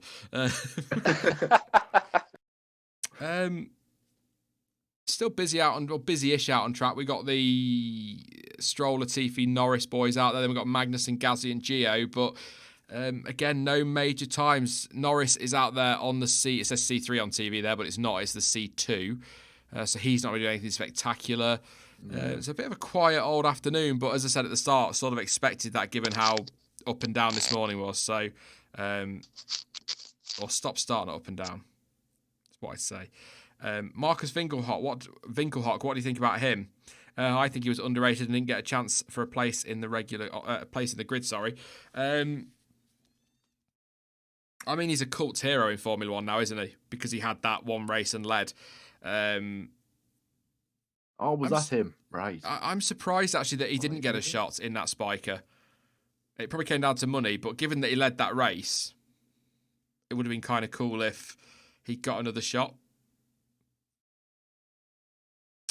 But I like Marcus Winkelhock because he is that cult hero. Gary Cramp says, keep up the fantastic work. Even got my 71-year-old dad listening. Good afternoon to both of you. Thank you for tuning in, and thank you. We try our best. We definitely do. Sax wants to know, are you guys British or Scottish? I'm British. I'm going to guess Mike's British. And Jordan is... I'm basically Scottish. I'm basically Scottish, essentially. He's very north. Very north. Yeah, I'm very north. I'm proud of being north, kind of. But if you go even further north, because I'm not really in Newcastle, I'm more Durham. If anyone in chat knows where that is. If you go into like the west end of Newcastle, it gets even worse. And even I struggle to understand what they say. It's like, way I, and then like, okay. But no, I'm not Scottish. I might sound Scottish. I might sound Irish, Welsh, American. Anything but English. anything but English. Woo607 says, worst driver to win a race is Olivier Panis. I take your Olivier Panis and I raise you a Pasta Maldonado. I know people love him, but he was terrible. Yeah, but he won the last race for Williams, so that's got to be a special place in your heart, surely, Sean, because great team like Williams. He managed to get it out. I think they showed it. I think on day one there was like a Williams documentary on Sky during the lunchtime break that was quite good, and they were talking about that, and that's quite special to them as a family. But other than that, obviously Maldonado is a car crash, quite literally. Spencer Brown mentioning Kovalainen or Kovalainen. People don't rate him at all. People don't rate Kovalainen. I think it was quite recently on Twitter someone said Kovalainen was just terrible, which I don't really have an opinion on Kovalainen. He's one of them, isn't he? It's like you almost forget about him because you go, oh, Kovalainen, yeah. It's like listening to Stuart trying to work out Haas. He's kind of like, what are they for?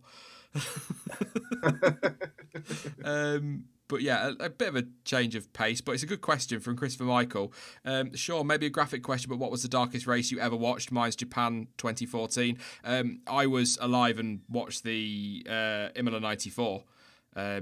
I guess a kind of a plug, but if you're interested, then me and Jonty did a couple of years ago, did a podcasty style thing where we both talked about our memories from that weekend. So that's up on the channel somewhere. But that's the worst one for me. But I think, obviously, Japan 94, I was a huge Jules Bianchi fan, so that was absolutely devastating. And of course, last year at Spa was pretty bad. But I mean, like, as in witnessed, it would be Imola 94, but of course, there have been lots of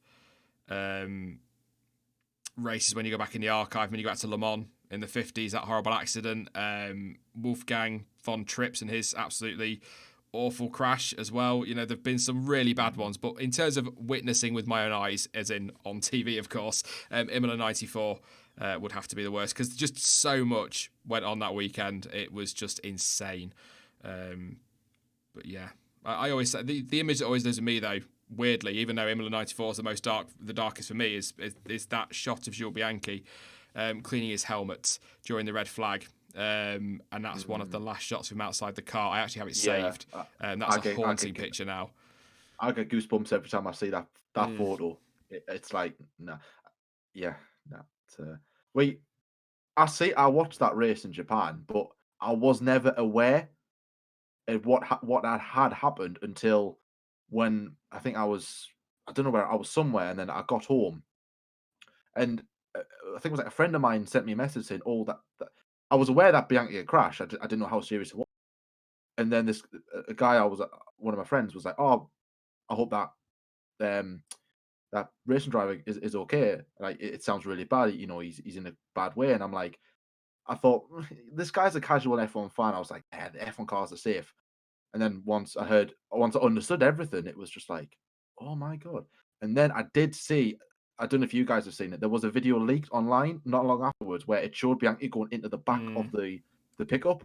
I was just gobsmacked. I came When I across seen that it. genuinely by accident. It's like one of the first things you find when you search Jules Bianchi, which is Yeah, atrocious. yeah. I was just like speechless. But I think the thing that always lives with me from that one as well is watching the live coverage, and I have watched the race back since. Of course, you just do, don't you? But it's the moment, because obviously when you're watching it with hindsight, we know what happens. It's that moment when the camera goes just before the camera goes back to the tractor, and you've just seen Jules Bianchi's name plummet through the timing screen, and you're going, "Oh, that's weird." And then you start to realize. I think it's Martin Brundle's realization as well when he's like, "I think there's another car in there," and you're like, "Oh, Yeah, yeah. crap." Martin said that someone, I don't know who it was, someone posted on Twitter, and Martin was on a commentary.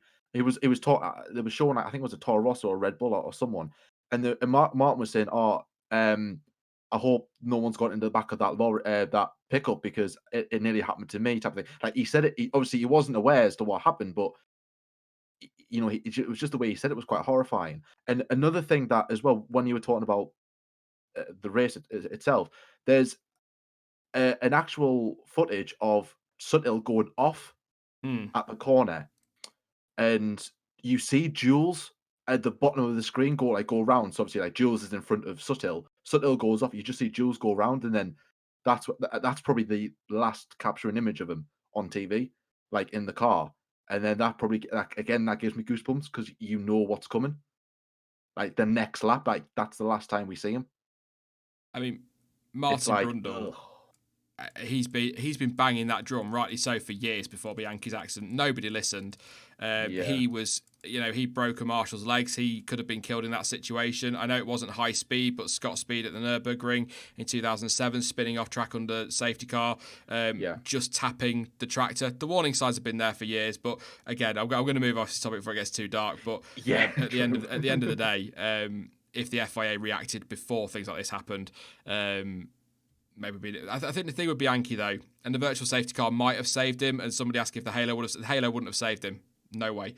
No, when we went, me and Lyle went onto a tour of Force India back in 2017, and somebody brought up the Bianchi crash and said would have, so at this point the Halo was being tested, so and everyone was saying would the Halo have saved Bianchi, and someone and the guy said, well, to be fair, I'm surprised he wasn't decapitated, hmm, and then we were just sat there in silence for about 5 minutes, just going, yeah, yeah, the Halo does. okay, You've moving on. got the actual impact itself, but you've also got the sudden stop as well.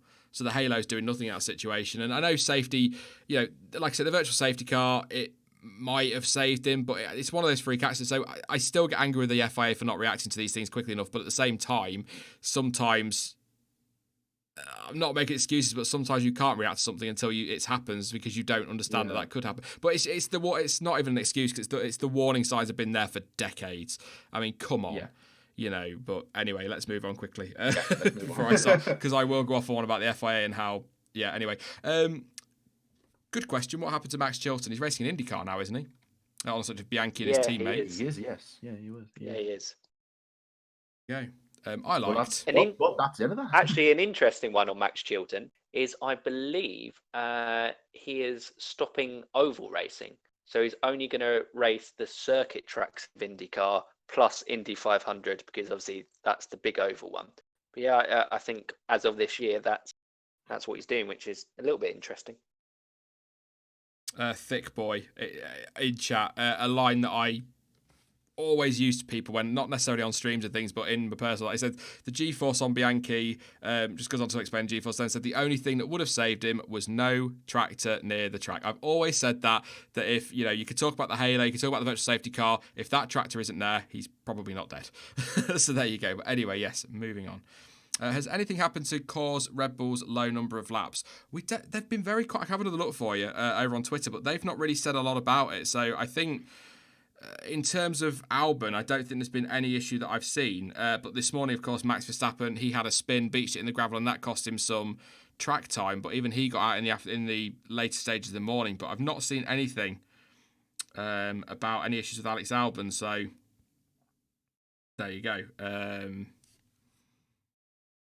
Kira Illuminati, the tractor wasn't on track. It was way up. I mean, let's not be pedantic about this. I mean, it's the wrong side of the fence. You know what I mean. What I will say, what I will say about that is, when I watched that leaked footage, the tractor's reversing. So if the tractor had stayed where it was, Bianchi would have missed it.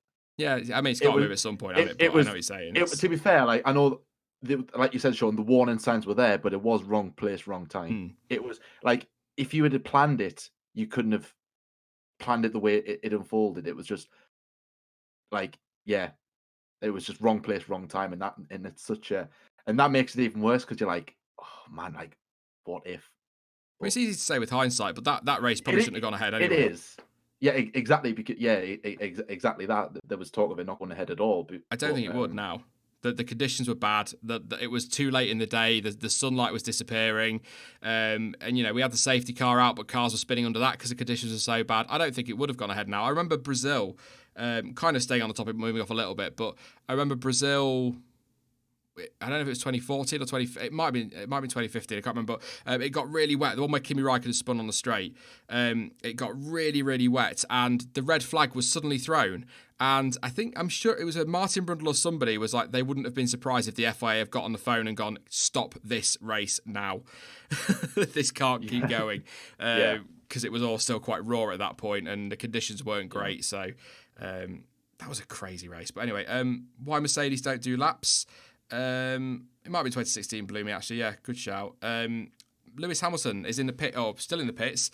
He stopped on track with a mechanical issue right towards the start of the session, actually, after just doing 14 laps. No, not near the start at all, because it took him ages to go out for some reason. But again, Mercedes not saying much. I'll have another check on Twitter. But 14 laps for Lewis, and then he had a mechanical issue, stopped on track. That brought out the red flag. He's still in the garage. Not seen him since. An hour and 12 to go. So we might not see him again today. Let's have a look. So the last tweet was 48 minutes ago. Said W11 is back in the garage. The team will now take a look to identify the issue which caused Lewis to stop on track. And when he stopped for the red flag, they just said the boys are already on the way to collect the W11 so we can take a closer look. But it sounded to me, and I'm not an expert at all, obviously, but it sounded to me like he just turned the engine off. But we will see. It might have blown up, who knows. But it didn't sound too rough. I keep saying that, but it just didn't. So who's out there at the minute? Lat, Gas, Mag, Albon, Geo. They're all out. That's their full names. Gasly's gone quick, first sector. Yeah, PBs. It's to fifth place is PO. I think it was fifth anyway, wasn't he? But 115 laps for old Gazzle Dazzle. He did a lap in 19 seconds, so I think he's just cruising now. Yeah, I mean, he's well off the pace if we're going to do that. Actually, yeah, he's slow. Oh, come on, Pierre. We know you can go quick. You tell, and then he pits, you see. He's ruined that. It's your fault, Mike. You jinxed it. I'm sorry. A couple of people talk about F2. We've done that a couple of times now, so I'll not bang that drum again. But do you two watch a lot of? I know your colleague, if you like, doesn't he, Mike? Are very good on the junior series stuff. But do you watch much of F2? I've started over the past few years. It's kind of been off. Last year I watched it quite a lot, and I was excited by it. And I would encourage people, if they don't watch F2, that this year would be the year to get into it, because it's certainly one of the strongest grids for a while, I think, in terms of there's a lot of exciting talent, because it's been something more recent. Obviously, Red Bull used to be probably the standout for driver academies, but now you have Red Bull with academy drivers, you have Renault with academy drivers for Ferrari. Mercedes don't actually have one in F2, but there's still some very talented guys, attached from there as well. So, yeah. In the short answer is yes. There you go. I like that. We don't need short answers, not on these streams. Christopher Michael, what is the most overused F1 meme in your opinion? I'll answer it for you, Jordan. Don't worry, mate. Despite my apparent hate for Bottas, it's Valtteri, it's James. Oh, can we just please leave that? Let it go, guys. Can we just leave it in 2018? Like, please. As a content creator as well, and I don't know if you two will agree, but there is also one race that crops around called Belgium every year, and right before the weekend, every time I'm like, oh, here we bloody go again. That's running on, actually. It's running on, actually. And it's got to the point where we had our yearly photos of Eau Rouge or the Spa circuit in the snow. For me, it's always like tradition. Like, obviously, you got testing, you got Sean's live streams, of course, like your little traditions before the season begins.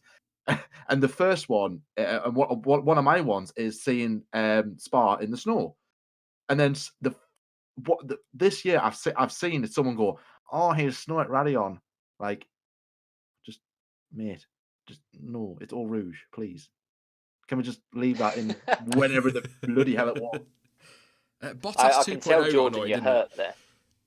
It's just like, because the only one I still find amusing that is kind of get overused is gloves and steering wheel. That's Kimmy though. Don't count. That He's is hilarious generally. that is funny, and does make me chuckle. But just whenever it's got, oh, Valtteri, it's James, like, mate, like, who cares? Like, go away.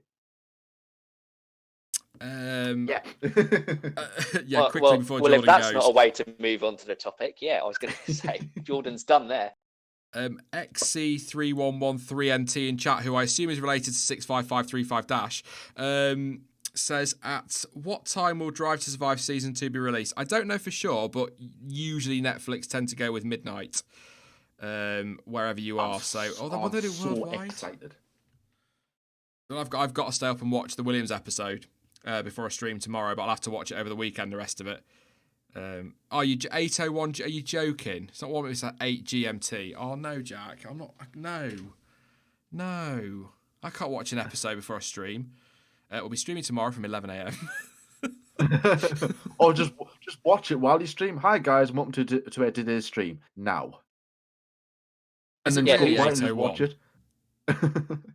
Who's on this tomorrow morning? Is it Chain Bear again? Right, Stuart. I could just leave he's Stuart going to in have charge. to be the first hour. Yeah. Exactly. Brilliant. He'll be Sorted. fine. You've got it sorted now. He knows what he's doing now. He's been on loads of times. I'll just leave Stuart in charge. Sorted. Brilliant. Stuart's running the stream tomorrow. Bless him. That'll be a no. Or you could just give it all Das all day and just let chat bombard him with Das. What I could do, actually, is get swap them over and have Aldas in the morning, and just at about 8:31 when I've introduced him, just go, oh, so Aldas, Esteban Ocon, and then go away and then come back when he's finished talking at about 11. I heard that little heated debate between you about Con the other day. I think it was Friday, wasn't it? And I was like, oh. Well, no, I not. It wasn't like going to punch each other's faces in, but it was like he's one of those.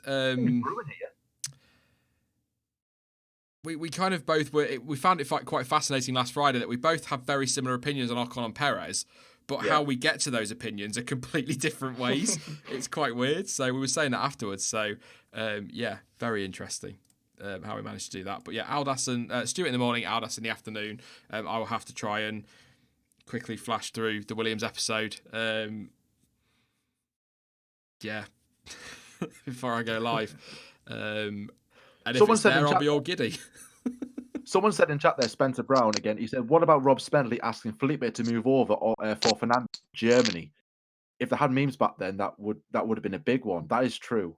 I think that would have been oh, for God's sake, really? If like the internet was the way it is that back then, I think that would have been because I think for me, even that one, that still's like a iconic one, and I'm not even sick of it. But no one even like uses it. They're just like if you see Master on in the paddock straight away on Twitter, oh, Fernando is faster than you, or in some shape or form. But I think that would be a very good shout if it was like back. Twitter was like big back then. Multi 21. would have been another Yes, one. that's another one. Yeah, That is a bit of a meme though, because it's just Mark Webber going multi-21, Seb. Yeah, multi-21. Yeah. It's like, oh, Yeah. shush. Kira Illuminati, Felipe Baby. I mean, that's cool though. Felipe Baby, stay cool. See, Rob Smedley though. Rob Smedley is, I love him. All right, he is from the borough. He's a borough supporter, but that aside, he's a nice lad. I like him. He is. I miss him. Miss characters like that. But yeah. Why is Red Bull so dormant today? We're not sure, Robin. They're not really saying an awful lot. But I think, no, Gazzy don't race for Red Bull. He's not at all. Albon's done 34 laps. Verstappen only did 31, but he did have a spin which beached him in the gravel in the morning, so that cost him some time, but not really sure. All I can, if they're not saying there's anything wrong, and I've got commentary in my ear quietly, I'm not hearing them really say much, so all I can assume is that this is just their programme for the day.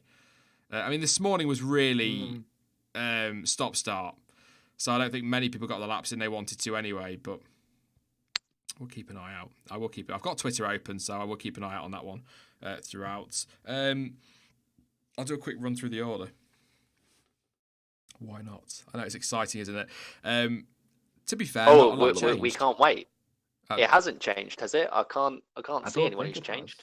Only the lap counts. You got Vettel, 121 laps now, so he's through the 100, obviously. 116.8. Stroll, 117.1, 107 laps now. Latifi, 124 laps, 117.3. So actually, you know what? Considering the stop-starts morning we had, they're all getting some good mileage in. Norris is going to go through 100 as well by the look of it.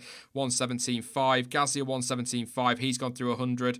Verstappen, 117.7. He's done 31 this morning. Bottas did 47 this morning, 117.9. Ocon, 37 laps, 118.0. 67 for K-Mag, 118.2. Ricciardo, 118.3, 32 laps. Albon, 119.1, 35 laps. And Giovinazzi, 119.6 on 66 laps. Lewis Hamilton still in the pits with whatever issue they've got on that Mercedes. 122.425, 14 laps on the board. So that is Ferrari, Racing Point, Williams, AlphaTauri. What did Ocon do? Not quite there. So we've got 4 teams through the 100. Soon to be 5 with Norris if he gets out there and does some laps, which I'd assume he will with the last hour. But yeah, there you go. Quick question. Mileage day. Yeah, I was going to say, with Mercedes suffering with their laps, so that was a replay of Max Verstappen earlier. I was just going to say, with Mercedes and Red Bull not having days, then does that mean that every team has kind of had a day that hasn't quite gone right and how they planned it now? Because, I presume it isn't Mercedes gone how they would have expected to. Let's have a look. I'll get a list of teams up in my head. Not in my head at all, because I'll forget. So I'll go through the Wikipedia page in alphabetical order. So Alfa Romeo, Giovinazzi's had a crash. So that will have been, so that's affected them. Ferrari, they had power unit issues and we've had Seb off track a couple of times. Haas had 2 crashes, obviously. McLaren, I don't think they've had any major issues. No, they haven't actually. Mercedes, obviously, today, with the power unit problems. They might have had others. Racing Points? No, I think they've been fine. Red Bull definitely have. Renault have had their issues. AlphaTauri, I don't know. Didn't they have the floor issue yesterday? Yes, they did. Was it? Yep, good shout. And Williams have had their power unit issues. So I think everybody but Racing Point and McLaren, unless chat can think of anything. And they've probably been the most confident as well. Quietly confident. Oh, geez. Was that, when was that replay of an Alfa Romeo kind of rear wing just falling off the back this morning. Of the car? He spun at 4, backed it into the barrier, and then got going again, but kept going, and the rear wing just disintegrated off the car. So, you don't see that very often.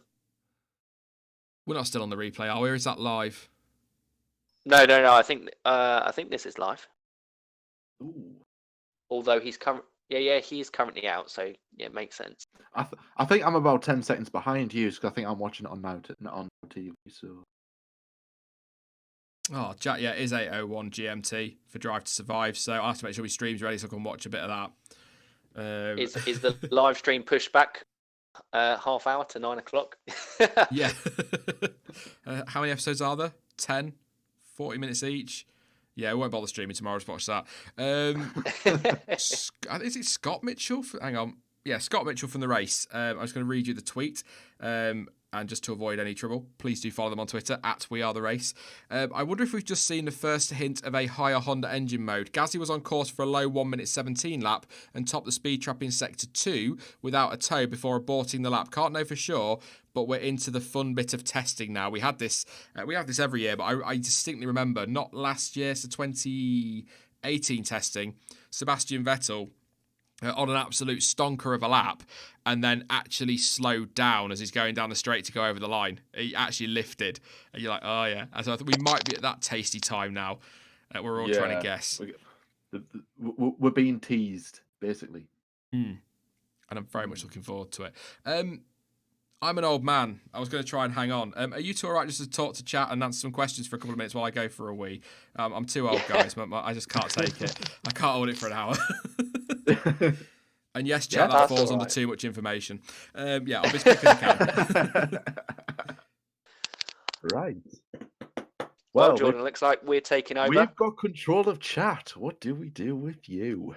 Have we got any questions? I was going to say, I've just seen Esteban Gutierrez. I don't know if you've caught up to that part. He's been on chat quite a lot, actually, hasn't he? Because he's actually fallen down in the pecking order with Mercedes, hasn't he? Because Stoff, the big man Stoff, we're talking about Stoffel without Sean. And yeah, that'd be controversial. It would be, What do you guys think of McLaren's pace? Well, Jordan, as a McLaren fan, I reckon that falls straight into your lap, doesn't it? It does, doesn't it? Well, like we said earlier, McLaren haven't exactly set in the fight. Like in terms of, Lewis, get out, blew me there. Jordan Sullivan, yeah. No. Anyways, cheers for that. And no, I think it's hard to tell at the moment with McLaren because last year was really, really good. I was very, very impressed with them off the back of 2018, which was horrible. I don't think that I don't know. I don't know because obviously with me working during testing, I haven't really been watching following it that closely, so I don't know what the speed traps are like or how what times and the tires have been set on and everything like that. But from what I'm saying, I mean, Lando Norris in P4 today. I mean, that's well going. So happy with that. But apart from that, I think McLaren have been, like I said earlier, quite quietly going about their business. So I'm happy with where McLaren are in terms of lap times. I think they're like third or fourth. So again, reliability is quite good. So I'm pretty happy with that. What do you think, Matt? From watching them, like I said, the only real team that I've taken any kind of relevance to is Racing Point. Genuinely do look like they have a quicker car than what they're expected, but with a full years of Stroll backing and with that deal of Aston Martin and looking to go into 2021, I think it was always expected that they would get better. But with McLaren, I think we just said that in terms of issues that they've had. Like, they haven't really had any issues. They've been able to do their programs. They've racked up a lot of laps. I think you said they're, we won't quote us on this, but I think, about third most amount of laps, or maybe they're certainly around about that top four. I genuinely think McLaren are probably favourites to just finish best of the rest again. I think this is very much a consolidate what they built last year, and then make a real push in 2021. I hope they are, but I would probably say Racing Point would be the favourites to finish best of the rest at the moment. From what I'm seeing from them, it's looking good. But I hope McLaren can just Kirill, go away. But it's true, but go away. I'm only kidding. Someone said about Esteban Ocon before. Someone sent a question in. Where was that one? Where's that at? Let's have a look. Oh, that's Jack Webb. Well, he says, Jordan, where do you think Ocon can, or where do you think Ocon can expect to finish this year? Top 10? I'm going to say, I think I said P11 in my predictions. I'm gonna say no. I I'm gonna think I say went P11. I yeah. yeah, I just I think can't. his year out of F1, that's going to be his big Yeah, factor. What do you think? I think that is going to be a factor. But I suppose is it like is it? I'm not a racing driver, but do you think it's like riding a bike? You just don't forget. And when you get back into that car, it's like you've never been away. Maybe he What, just sets the world alight. I don't know. but potentially, but you've also got to bear in mind that it's the same set of regulations, isn't it? So Hmm, these guys have all had a year on the car. So exactly. I'm Oh yeah, sure I'm true. sure Yeah. his levels wouldn't have dropped that much, but it's just, is everybody else's levels adapted to that machinery better, and how will Yeah. he cope with that gap? Plus, he's got probably one of the most difficult teammates to come up against in Daniel Ricciardo as well. He does. So He's got a big task ahead of him. I think it will be a very spicy battle. I'm not expecting big things from Ocon at all. I don't class him as underrated, but I don't class him as overrated, if you know what I mean. He's just Esteban Ocon. That's it for me. I don't know. I know some guys like him, some guys don't. I don't know. I don't know what you think, Mike, but I'm just like, yeah, Ocon. I Wow, I brilliant. think his reputation massively went up after Drive to Survive last year, because I think a lot of people felt sorry for him losing the Force Yeah, India then seat. yeah, I For me, he hadn't set the world. I think it's been discussed on this stream before. I think he was very unlucky to lose the head-to-head to Perez in this last season, because he beat him in both the qualifying and race head-to-heads. But it yeah. was just Perez maximised his points finishes better, and I think Baku was probably the difference. We'll get to that. I've seen a lot of people saying when Baku comes around with Perez in this Racing Point that he's going to be very excited by that race. But yeah, I'm a bit with you. I don't really know what to make of Esteban Ocon. Yeah. I feel it's too early to kind of really make any conclusive conclusion about whether I he's think going to when be s- I think when good or someone bad. young, I think when someone young and kind of unknown a little bit, you could say, when they come into Formula One, it's like the hype is there anyway. Like with Latifi, there's because like we already know him through F2. He's been in there for a number of years. It was like if Giotto came into Formula One, there'd be no hype. But if Schwartzman came into Formula One, there would be hype because he's new.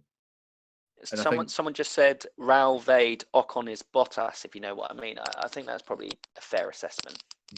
I would agree. Wow. I Yep. I came back a bit ago, like listening to Jordan explaining how driving a car is like riding a bike. No, they're different modes of transport. And then we get on to Ocon is Bottas. Yeah, it's a good stream. I was listening to that. I might tune in tomorrow. Yeah. We Hi didn't guys, break. I'm Mike. This is the F1 word. Oh no, wait, wrong channel. Sorry, I was hoping you were going to do your introduction. I was very tempted to be like, "Hi guys, I'm Sean," and then you could be like, "And I'm Mike." And then you could break into that. I think it would have been really, really cool. But yeah, I wimped out because I'm a coward. Oh, we didn't plan it. Damn. We didn't. Next time, Sean. Make sure Oh, to drop a like on the that's stream. actually been. As you Yep. do my YouTuber spiel, make sure you drop a like on the stream. 1,300 watching, only 237 likes. Obviously, everyone is appreciated, but please do drop a like on the stream. Don't forget to subscribe if you're new. And we are 47 quid away from hitting that £700 adjusted target. So let's see if we can get that by the end of tomorrow. Links in the description to PayPal and Streamlabs and Super Chat and that. PayPal donations are the bestest because they don't take 30% of your donation like Google do, the tight swines. But thank you to everybody who's helped to get that tally up there. It's an awesome number, so thank you very much. So like, subscribe. Let's just Yes, enjoy the please last hour. do. If you're new to Sean's channel, then please subscribe. You will love the content he does around here. Oh, I don't know. Until he talks about Bottas, and then you might think, Yeah. the channel's Yeah, if you like Bottas, you won't like Sean. But no, seriously, yeah, drop a like. If you got any spare change lined about, I appreciate it. Throw it at me. Yeah. Shut up, slagging off Bottas. I don't know where Yeah, this is it? Bottas thing comes from. I really don't. It always makes me laugh. Like I have literally no issue with Bottas at all. I just stated the fact that he was crap in the second half of 2018, and apparently I was wrong because stats and watching him on track don't tell the truth. But there you Exactly. go. Last year, mega, and did nothing but defend him when everyone was like, oh no, I think he should be dropped mid-season. And although I did my predictions, I thought Ocon was going to get that seat. I was adamant that Bottas should keep it because he'd been far better this year. So I was ready and waiting to do a video that if Bottas had been dropped for Ocon, I was going to go mental. I was like, hang on, how do you go from a winless 18 to then winning in 19 to be dropped for Ocon? No disrespect to Ocon, but Actually, I'm not cocky or smug, but I'm quite happy with my predictions from, even though loads were wrong, because I did say that whichever one out of Bottas and Ocon doesn't get the Mercedes seat would go to Renault. And there you go. Oh, there you go. Oh, So, and boom! Look, there you go. boom. what's the lottery Give us that. numbers, Sean? What's the lottery numbers for this week? Tell us. If I'm not going to tell you I want the jackpot to myself. I'm not that stupid. I'm not splitting it with you and 1,400 other people. It'll be off. You don't have to split it with them. Split it with me and Mike. Yeah, exactly. Yeah, Yeah. share the love. Don't tell Chamber. Don't tell Aldas. Don't tell Dan. We'll be fine. I think Jonty's listening, so we might have to give him some. I'll just private message you later with my predictions for the numbers. Don't message. Yes. I didn't run down the order, but there's not really much point. Not a lot changing except lap count at the moment. But I'm hoping, fingers crossed, 49 minutes to go on the penultimate day of testing. I'm really hoping somebody sticks on some C5s and goes, Well, here, have it. on Sky, they're talking about fuel. I'm assuming. Yeah, it looks like someone from Patronus, doesn't it? Yeah, I haven't got the sound on, but I'm assuming that's what they're doing. So that's how this day's going, or this afternoon session's going. I'll tell you a question, Okay. actually. Do we think that fair effects are going to get renamed as equals before Australia? No, Because that's an advert I get sick of. That and the DHL one with the Bryan Adams song. I'm sick to death of that as well. Oh yeah, it was good the first time. I enjoyed it the first time listening, but it just keeps getting played over and over again. You just like, I'm done now. I'm out. But that's how I adverts really get want you, an isn't it? I really want an Alfa Romeo Stelvio Quadrifour. Yes, that's another one that, yeah. And that song, oh, God. That's the one. Or whatever it is. Absolutely horrible. Does my head in. I know. Anyway, Jordan's singing. I had a game, didn't I, that I wanted to play? Yeah, I was about to mention that. When's game time? We'll do it now, and then I'll do another run through in a bit before we wrap things up. But Yahoo Sports tweeted earlier, I've already done it, says, you've been kidnapped. You get to send one sports-related tweet that would alarm your followers that you're in trouble. What's your tweet? Mine was, I've never really rated Van Dorn. So you've got one tweet. You have to let your followers know that you're in trouble without saying, hey, I'm in trouble. Sports-related, what would you go with? Let me know, chat. I'll read a couple out. Or more than a couple out. We've got time. Jordan, what you got? I've gone with stuff for one. Oh, I don't know. I would probably say Valtteri, it's James, and then people might know. That's a good one. And then the people might go, hang on a minute, something's not right here. I like that.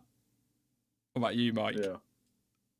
I saw John T on it earlier, so I've got to wreck my man. I'm going to go the opposite of that. Going, I hate Fernando Alonso, and he's overrated.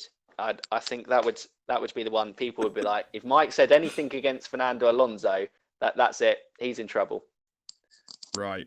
I'll go into chat. Annette's in trouble. She said Danny Ricciardo is crap. If Annette tweets that, she's in serious trouble. We need to get help. Kira Illuminati says Jordan Grosjean is a great driver.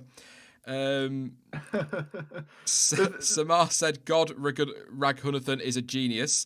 Smokeout FPV said Williams to win the championship. Lawrence Lees Baker says, is that Glock? That's another meme that's gone too far. M. Levi, Stroll is a future world champion. Oh, poor Lancey. Oh, poor Stroll. MG, there's no hope for McLaren ever. Big Lipid said Hamilton is my favourite driver by far. Ooh. Mark, Ferrari are winning the World Championship. Anyone tuning in now is like, oh, Sean hates Ferrari. He's laughing at that one. Jason, no. Vettel didn't spin in today's race. I'm going to keep scrolling down because we've got loads here. That's a low Ericsson is blow. overrated. Lewis is overrated. Oh, my God. Spencer Brown. Van Dorn was rubbish. I'm assuming that's your tweet because there's no way he was rubbish as a driver. Maldonado should have won a championship. I have high hopes for Williams, says Victor. I hope that's your tweet. They might be good. Sam S at F1 Word. I think Grosjean's a good driver. Ferrari won't do any strategy bottle ups. Yes, Bloomy. I'm a United fan. I could have that one for Liverpool, couldn't I? Oh, I really, really like Liverpool. Jack Webb, mine would be Eddie Irvine is the most overrated driver ever. I think Jack thinks that Eddie Irvine's underrated. That's a good one from Dan the Indoor Man that we could all have gone with. Just to let you know, I won't be watching F1 this weekend. Oh, That's a very good one. But if we all use that, that's not going to work, is it? John T's gone one on Palmer. Yeah, Palmer was a street track master. Big Lippy's got another one. Prost better than Senna. I'm on board with that one. I like that one a lot. That's so annoying. Oh. Don't get Mark started on that one. It triggers me because it says Prost better than Senna, but I agree that we're effectively doing reverse here. So Josh is in chat. Good afternoon, Josh. Says Ragunathan has potential. Potential. Oh, I love it. Of course he's got to mention him. What an entrance from Josh. That's just the way to go. That's how you enter a stream, isn't it? That's terrible. Yeah. Just jump in, cause havoc, and jump out. I think the better question would be, did you see the Ragunathan shirt that he shared? It was like if Ragunathan got enough likes or posts, something like that, he was going to release some merch or like a giveaway merch. It was like, I think Josh and F1 Feeder Series were all over that. Ash is throwing out the burn in chat. Says, I can't wait to watch Formula E this weekend. That was followed up by Martin, who said FE is better than F1. A couple more, because some of these are really, really good. Alonso was happy with a Honda engine.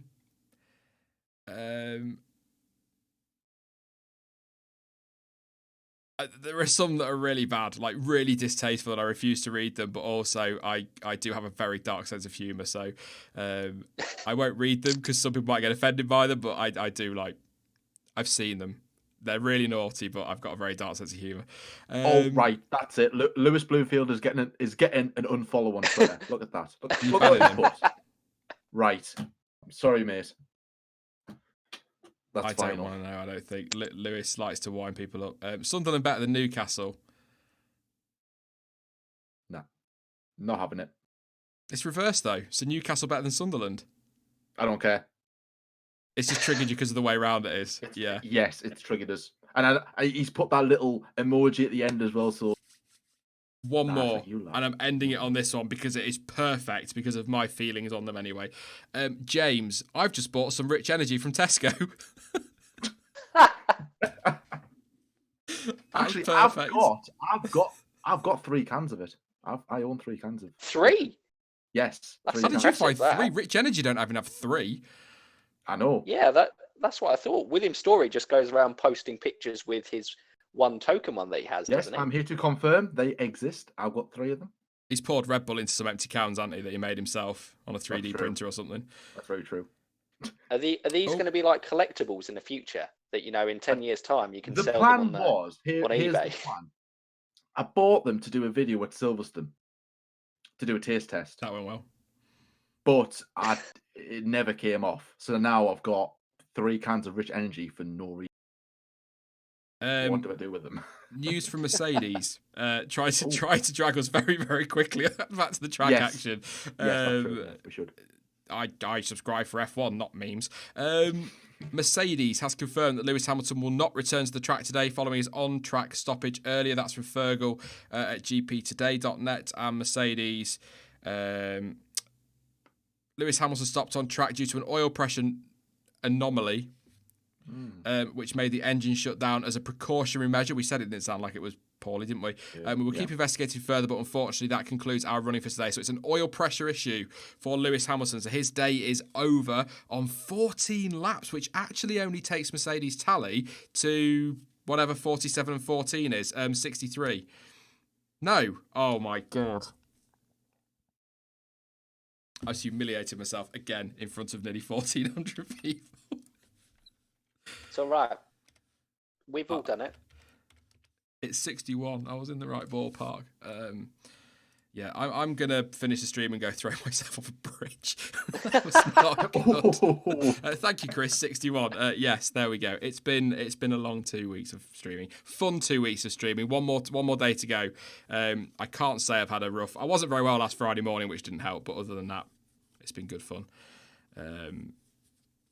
On the 61 laps, is that the lowest by any team on a day of testing? Oh, you do ask the I'm questions, throwing you don't under you? a bus here. There you go. That's properly stitched you up. Does anyone know that? No, because Magnussen binned it in for Haas last week, didn't he? And that lost him an entire afternoon. That was like 51 laps, wasn't it, actually? I'm going to go back to Lights Out. I don't know what I'd do without Nicky and Lights Out. I really don't. So, lap...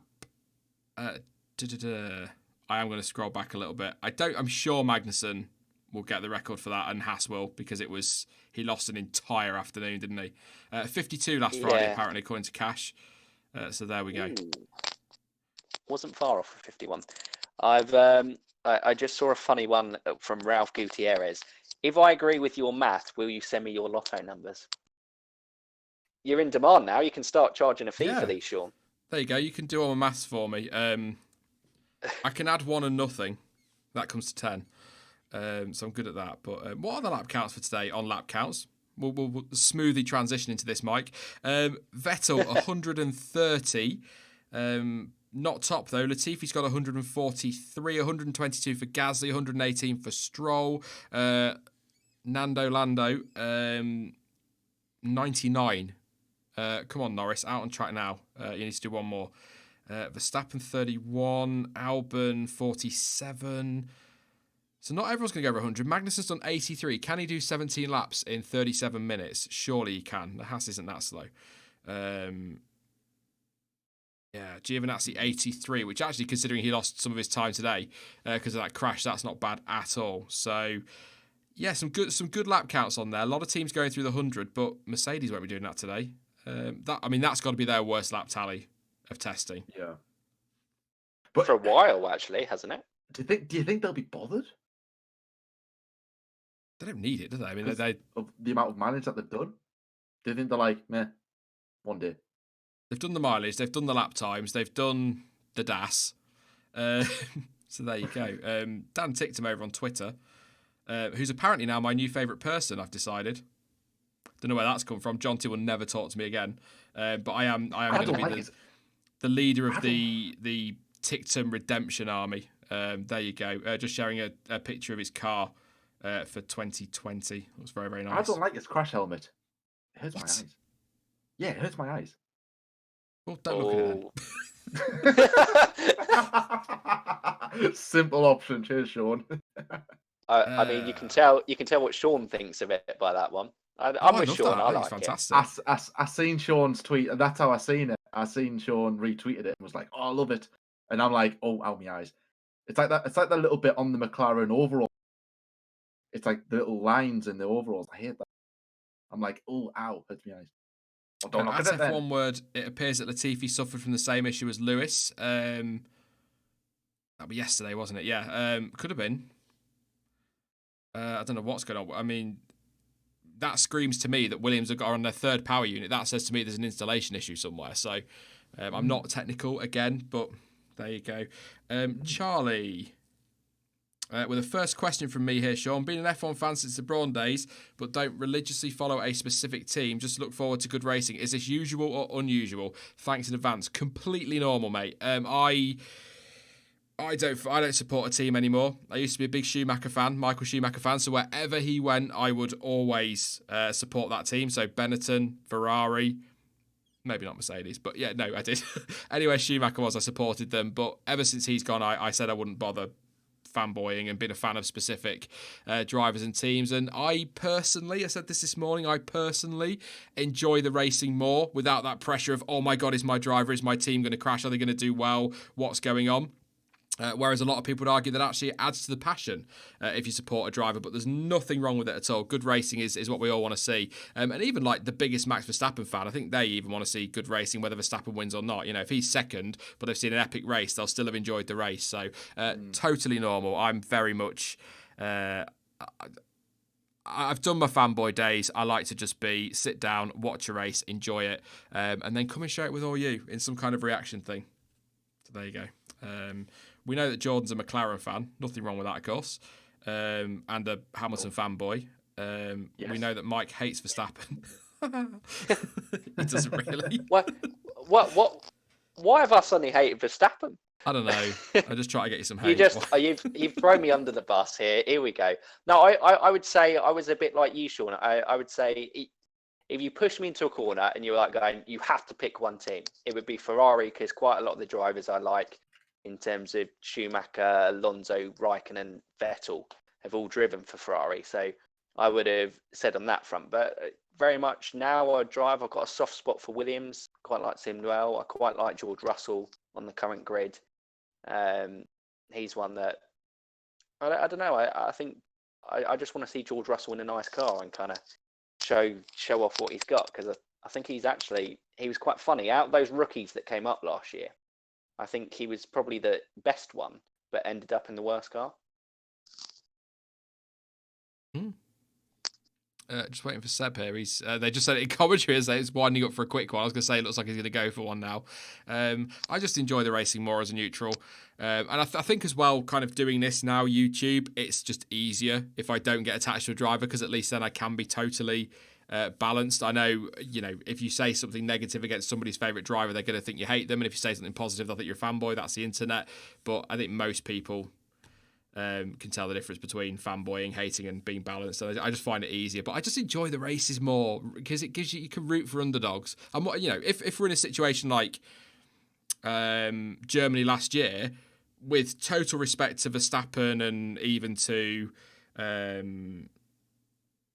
Vettel coming through the field, I was rooting for Fiat. I was rooting for Vettel to not pass him, because Fiat's the underdog in that situation. So that's who I always root for, underdog. So I've got a soft spot for Williams this year, but no favourite team. So to answer the question, Charlie, which you asked about 4 hours ago, and we still get around to it. But yeah, to answer that question, yeah, it's totally normal, mate. It is.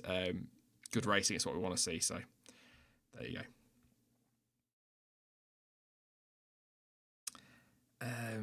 People talk about sort of fans of teams and things. Yeah, like I say, totally normal to be fans of teams. Each to their own. It's kind of my life. That's my mantra in life. Each to their own. It is what it is. Do what you want. It's your life. At the end of the day. Someone said earlier about. Wait there, I'll find the message. He sent it. Something about watching or listening to F1 races on the radio. I can't find. Oh, there it is. M. Levy Harris, I think it's called. Can I call myself a true F1 if I only listen to the races on the radio? If you can call yourself an F1 fan even if you don't watch the races at all, whether you can't for whatever reason. If you show an interest in the sport, whether you watch it or not, you can still call yourself a true fan. You don't have to know like the ins and outs of everything. You don't have to know what new update Mercedes are bringing this week, or what color the new McLaren is going to be, or whatever. If you like what you see or even listen to, then yeah, of course you can call yourself a fan. There will be people out there who will be against that and go, "Oh, you're not a proper F1 fan." But if you follow the sport in any way, you are a fan. Even if you show a slight interest, you're a fan. So just the whole gatekeeping thing, isn't it? you know, I'm not naming names, but you get it all the time everywhere. It's like, oh, you can only support Formula One if you've been watching for more than 7 minutes. That's not how things work in life. People become fans at all ages. You know, I started watching in '92, but there'll be people that have been watching since 1960, whatever, who are going to be like, oh, how dare he watch this? And now I've been watching for 3 decades. So it doesn't matter when you start watching. It doesn't matter how you watch or follow it. You know, it's behind a paywall at the minute in a lot of places, so it's difficult for people to watch it. So whether it's reading articles, listening to me talk crap, or Jordan or Mike waffling on, doesn't matter how you follow it. As long as you enjoy following it in the way you do, you can still be a fan of something. Too much gatekeeping in life, not just F1. I saw there's quite an interesting question that might be good to discuss. Which team is going to have both their drivers crash into each other first this year? VK97 Gaming. I think the top 3 candidates have got to be Ferrari, Renault, and Haas. Surely they're the top 3.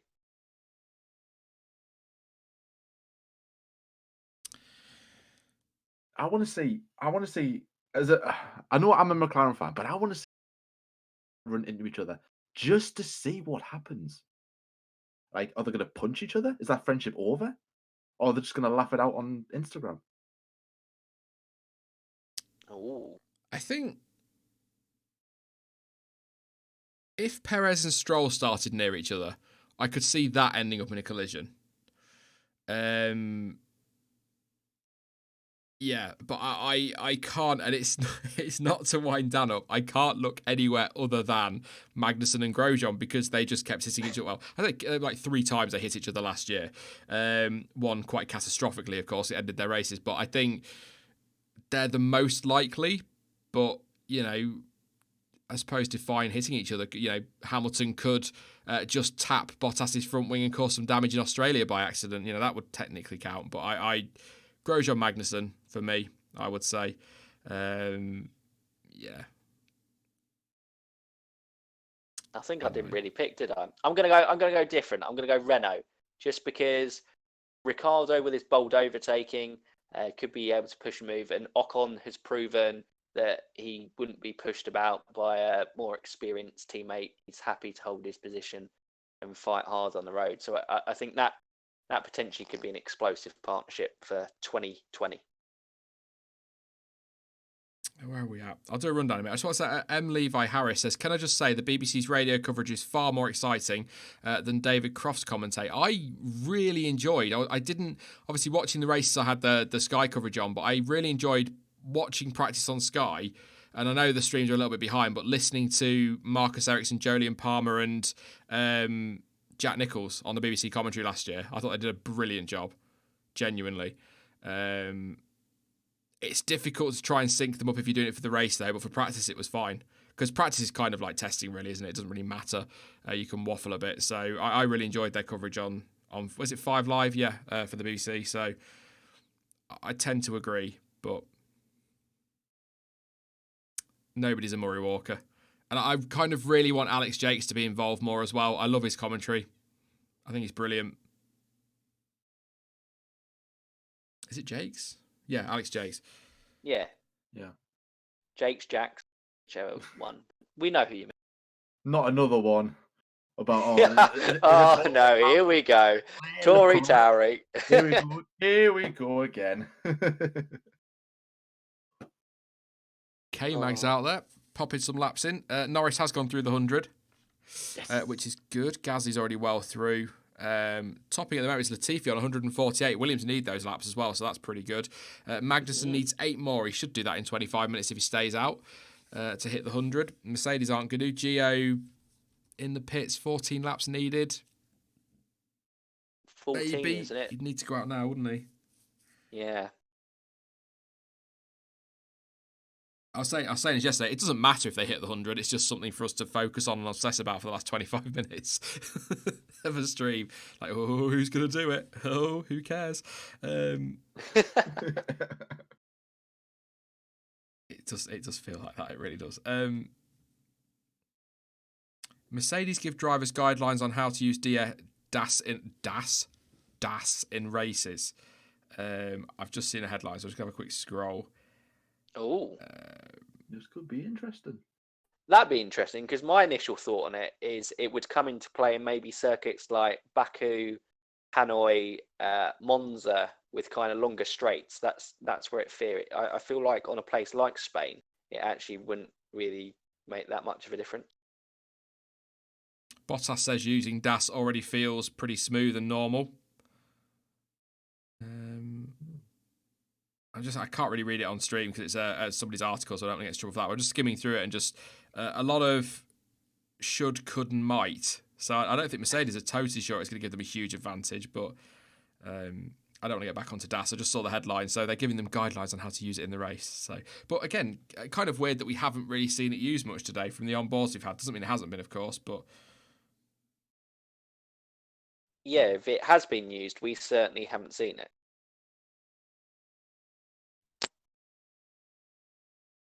yeah, it's an racefans.net. It's an interesting article if anybody wants to have a read of it.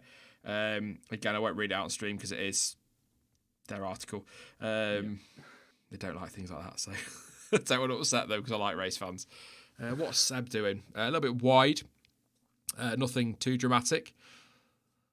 But still fastest. Looks like he's going to top the day unless somebody fancies going for it with a few minutes to go. 1:16.8 at 138 laps. What about a change up to qualifying where top 10 shootout is actually a shootout? One driver at a time. Championship leader goes first. They all have 2 runs. That's from Ash. I mean, I'm a big fan of one-shot qualifying anyway. I just think the double jeopardy, if you want to mix the grids up and it be a bit less artificial, that's the way to do it. But I understand people are like, well, you know, what about the weather? What if it catches people out? But that was always just part and parcel of it. And then it was always swings back round. Somebody else would get it another race. But I was a big fan of one-shot quali. But that's the way Formula E do it, isn't it? They kind of have the one shot for the top 10, and it kind of works. The question is, would it make qualifying too long? Because obviously, isn't Q3 basically about 10 minutes as it currently stands? So it would probably be double, if not triple, that time, surely. Because it's an hour, isn't it? It's 12 minutes for Q3, so 12, 15, and 18 or something like that. So yeah, that might be an issue. I think qualifying does have to fit in a 1 hour window as well, apart from red flags and things. Yeah, so maybe like a top 6 shootout. I mean, I know it wouldn't necessarily change it up too much, but would necessarily a top 10 change it up too much anyway? So it could be interesting if someone had if say a McLaren had kind of snuck into the top 6, might be interesting. But I mean, they could ditch Saturday morning practice next day in qualifying. I mean, I think they should get rid of FP3 anyway. I think it's the most pointless. It always feels like the most pointless practice session of the weekend. I think you could fit another feeder series in there, or you could extend qualifying to do like a shootout like that one. Just say bye to Josh as well in chat. He's got to go to work, so thank you for coming along, mate. Have a good day. Work sucks, doesn't it? So I hope he has a good day. But yeah,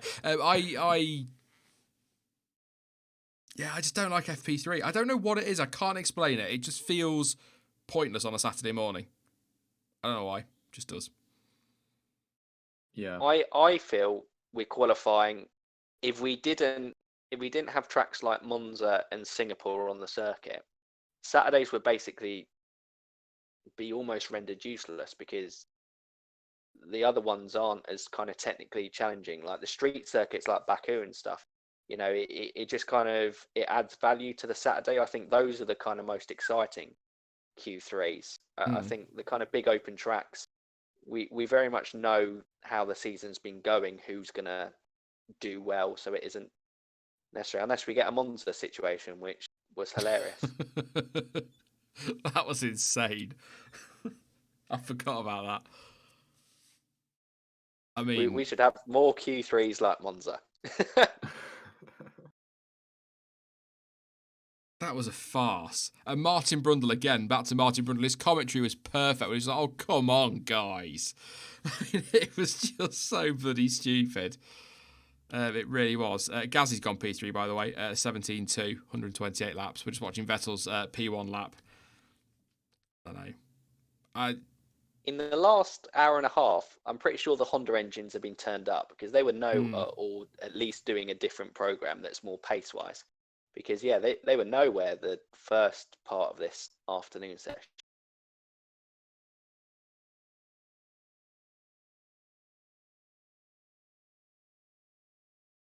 Daniel says, unpopular opinion, I liked elimination qualifying. I like the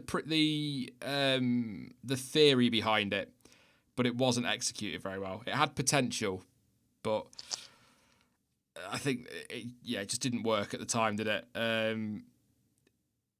But yeah, I like that. It had potential. I like the system we have now. I don't, I'm not bothered by this prospect of maybe reverse grid races. So, qualifying and then have a race and then that sets the grid for a Sunday. I think that will mix the weekend up, but I'm perfectly happy with the qualifying system we've got. I do like it, but doesn't need to change. Unpopular opinion, I like the 2016 Ford. No, I'm kidding. That was a disaster. Like I say, it had potential. It just didn't work. Yeah, you could see where they were coming from, but on paper it sounded good. But then once it actually came into practice, you're like, no, what the hell is going on here?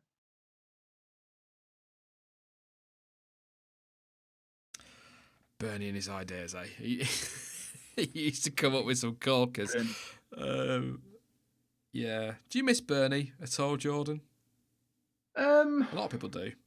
Yeah, well, I mean, I think he had some really good ideas, didn't he? But he also had some really wacky ones at the same time, and that was Bernie in a nutshell. But see, I didn't really think much of. See, I came into the sport at about 2010, 2011, and about this point, Bernie was just kind of like pretty much the big things that Bernie did was more or less done. Or like the crazy ideas were like just starting around then. So I didn't really think I don't really have I had an opinion on Bernie because I didn't really focus more. I didn't really concentrate on him, if you know what I mean. So, but I think I think if Bernie was still in charge, I don't think F1 would be as accessible as what it is today. So like we wouldn't have things like Drive to Survive. We wouldn't have like I'm trying to think. I mean, like for example, you got like the app for example, like how accessible that is and stuff. And as We well, wouldn't be sat here watching testing right now. exactly. So yeah, that's that. Yeah, exactly, right in front of us. That's a great point. So and I think for Liberty Media are pushing that into a different direction, which is what the sport needed. And it would have been nicer if it had came in a lot earlier. And I think maybe like fans like myself could have been more hooked quicker and maybe attracted more fans if, let's say, testing was broadcasted on the BBC, which would be that would have attracted more fans in. But it's all well and good saying that now, isn't it? But I think no, I think Bernie did what was best for the sport in some cases, but I think I'm happy with the way Liberty Media are going about their business. So Yeah, I thought I'd miss him more than I do. He was a character, no denying that. But absolutely, yeah. His interviews were just like you just didn't know what he was going to say next. That was the thing about Bernie as well, which is probably what I liked. And you just see like people like Martin Brundle and David Coulthard just like on edge, like, oh, what's he going to say? What's he going to say? But I think Liberty have taken it the right. Well, they're a bit late, I think, but they're trying to get it into the 21st century. So I think Liberty are doing all right. A lot they get wrong, of course they do, but they'll get there. But I think right time for Bernie to hand it over. I mean, he keeps cropping up and talking about breakaway series, but he's been doing that since all the years I've been watching. So I don't think that's anything that's. I remember his idea of introducing sprinklers to like each track to try and make the race more interesting. That's the one that stands out for me the most, and I don't know why. I just remember that's all I remember from like his weird and wacky ideas to put sprinklers in tracks. I'll try to remember that question, Jack Webb, because it's a good one. But I'm just going to quickly run through the order with 16 minutes to go, and then we'll almost be done for the penultimate day. So Seb Vettel, still fastest, 116.8, 138 laps on the board for him. Pierre Gasly a 117.0. 131 laps. Lance Stroll, 117.1, 126 laps. Nicholas Latifi, a 117.3. So Gazzy's moved to second all of a sudden as well. Latifi 117.3, 151 laps. 117.5, 105 laps for Norris. Max Verstappen 117.7, 31 laps. Valtteri Bottas a 117.9 on 48 laps. Esteban Ocon 118.0. 37 laps. K-Mag 118.2, 99 laps. Come on, K-Mag, one more. Alex Albon 118.3, 53 laps. Danny Rick 47 laps on a 118.3. Antonio Giovinazzi 119.6 on 86 laps. And Lewis Hamilton a 122.4, 14 laps. If you're just tuning in, Lewis Hamilton is still in the garage. He stopped on track with an oil pressure issue. I think it was oil pressure, yeah. So he is not going to be going back out again. They've got to sort that down at Mercedes. Other than that, a relatively quiet afternoon with most cars just going for some really good long runs to get the old the laps on the board after what was a bit of a disrupted morning, stop-start morning. Vettel was in the gravel. He managed to get out but dragged gravel on the track. That brought out the red flag. Antonio Giovinazzi crashed into the wall backwards, managed to get going, but he poured debris all over with his rear wing falling to bits, so he brought out the red flag. Max Verstappen beached it. That saw the red flag out this morning. We had rain as well overnight, which meant that the first 2 hours were on a damp track, so we didn't see an awful lot of running. It's been a weird day, but this afternoon has very much been about getting mileage on the board. So, yes, I'm just trying to think. I'm going to go back to my graphic from earlier very quickly. I'll have a look at it and let you know who sets what on what tyre before I get to Jack's questions. So, at the moment out on track... Where's that graphic gone that I had? I can't find it. It's on my phone, is it? That's why. Wake up, Sean. So, the... Gasly is currently on the C4 out there, so that's why his lap is as close as it is to Sebastian Vettel, but I think, it's still a very good lap. Vettel's this morning was on the C5, the 16.8. Latifi's 17.3 was also on the C5, so they're not going to get anywhere near that unless they strap a new tyre on. 17.5 from Norris was on the C3. Verstappen's was on the C2. Bottas was on the C3. Ocon 118.0 was on the C4. Magnussen's fastest 118.225 C3, and Antonio Giovinazzi 119.6, which was his fastest this morning, was also on the C3. Gasly is irrelevant now; he's on the C4, so that was from this morning. So, yes, there we go. That is your run through the order and tyres and all of that jazz. So there we go. Lance Stroll, good question. What was his on? Let's have a look. Was that this morning? 117.1. That's me getting excited about Torchwood. Wrong picture. That sounded wrong. 171 C3 for Lance Stroll. That was on the C3 this morning for Lance. So that's a good time from Lance, actually, to be fair. But there we go. Your rundown. I'm slowly losing my voice. One more day to go. One more day. You're almost there. The marathon effort has Come on, almost Sean, come to you an can end. do it. Jack Webb, that's what I was going to answer, wasn't I? Yes. Where are you, mate? Let's have a look. Would you bet on Perez to get on the podium a few times this year? I'll come to you first, Jordan. I'm going to give my voice a second and get a drink. Perez on the podium.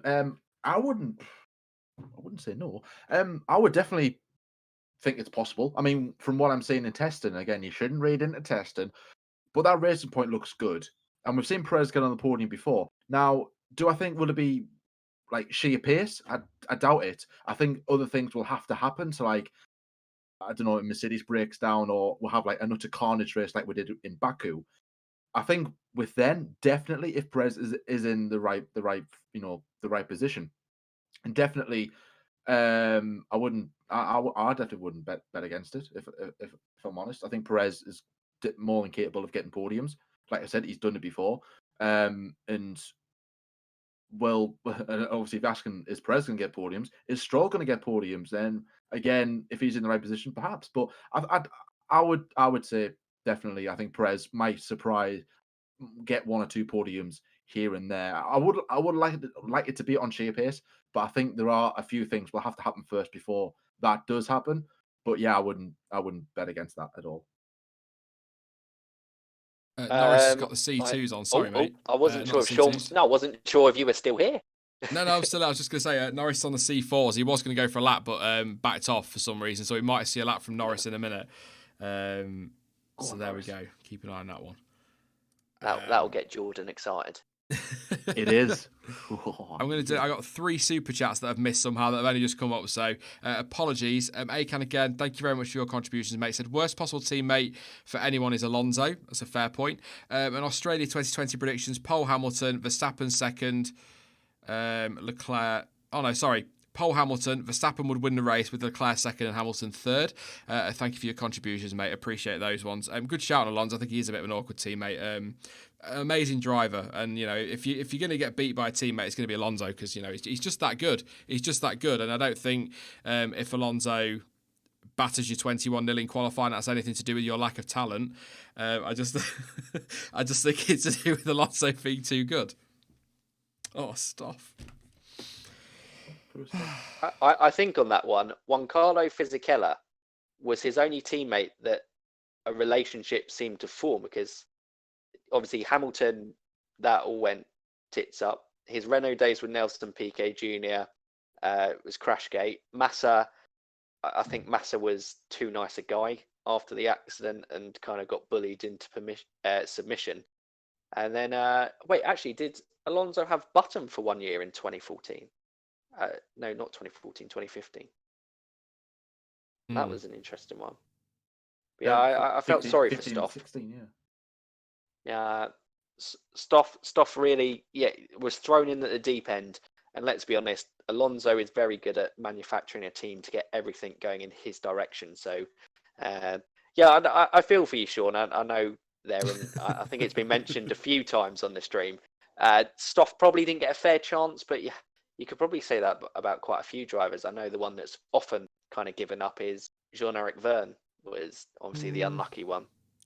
Yeah, but even with my Stoffel love and my love for Stoff, if you're given the opportunity, you've got to take that opportunity. Exactly. I mean, Lewis did against Alonso, but then Lewis is a once-in-a-generation talent who's gone on to be arguably one of the best of all time. So maybe not that. There is a yellow flag out there, by the way, but it is apparently they're testing disabling DRS, which isn't working because Lando Norris's DRS is open. Yeah, I just saw that.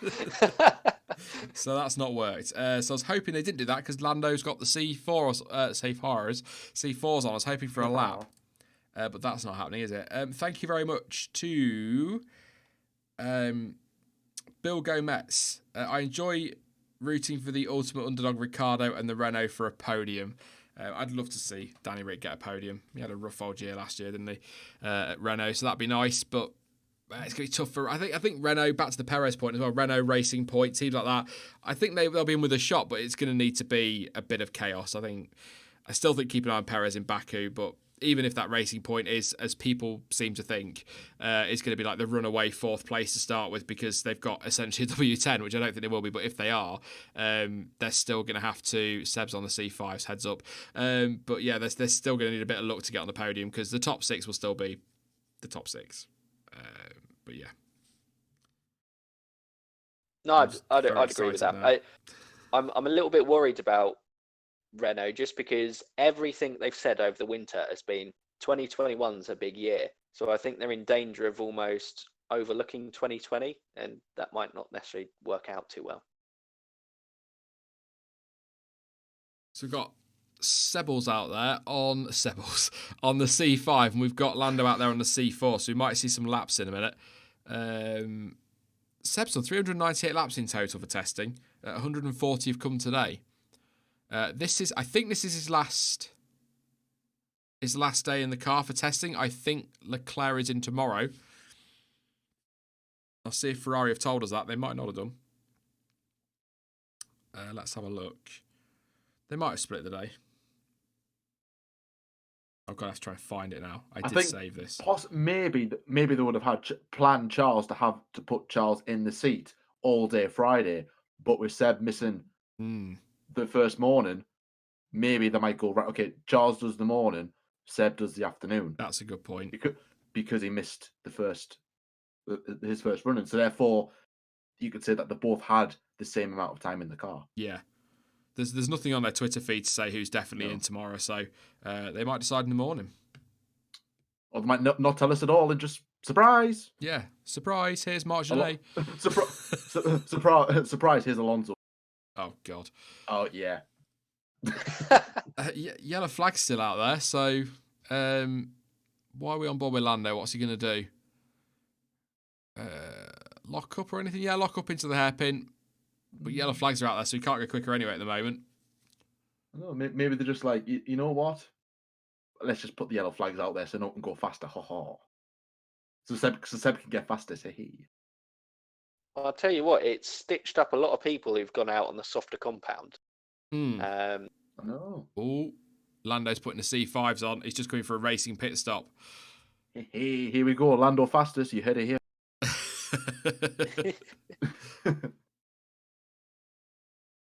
5 minutes to go.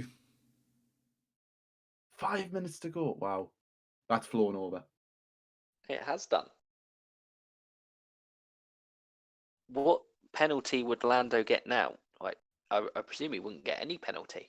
I'm not sure because obviously the rules around yellow flags are quite firm, but do they apply in the same way in testing? Because usually it's a red. Well, I assume they do. But there you go, gone green now. And is Seb going to put some C5s on again? It looks like it. Right then. I did wonder about headline times. So we got Lando Norris. Cracks knuckles. Lando Norris and Sebastian Vettel out there on the C5s. Is Latifi in with the hot lap too? No, I don't know. He's the only one. Oh no, Gio's gone out there for an out lap, but he won't. Oh, Gio snuck up on 90 laps. Where's that go? I mean, he won't hit the 100s, but I've got the official timing screens open now. I want to see these sector times. It might be nothing. They might go and do what Gazzy did and put in a couple of really good sectors and then back off or pit. But we've got Ferrari against McLaren. Loads out there, actually. Is that everybody? Apart from Hamilton, Vettel, Gasly, Stroll, Latifi, Norris, Magnussen, Albon, Ricciardo, Gio. Everybody but Hamilton on track. I just saw Norris on his screen was in pit. I might have gone for an outlap. Practice start. That's Seb going to pass the Williams, is he? No. But yeah, everybody is on track except Hamilton. Albon now pits, just as I say that. Thanks, Alex. Go on, Seb. Let's see what we've got here. Everyone's getting excited now, and you watch him do like a 1:26.3. I'm just really worried that Sky are going to cut away. They've been ending their streams early this week. It's annoying. Because when I finish work... Oh, Seb, no. Oh, what's he done that for? You little shit. Oh. He's come in the pits. It's day 5. It's broken him. I mean, this is amazing. If nobody's watching right now, just us kind of going, oh, will he? Won't he? The pit like, was so busy. We hide that up and nothing. Oh, he came into the pits the wrong side of the bollard. Oh, 5-second penalty. That's surely a penalty.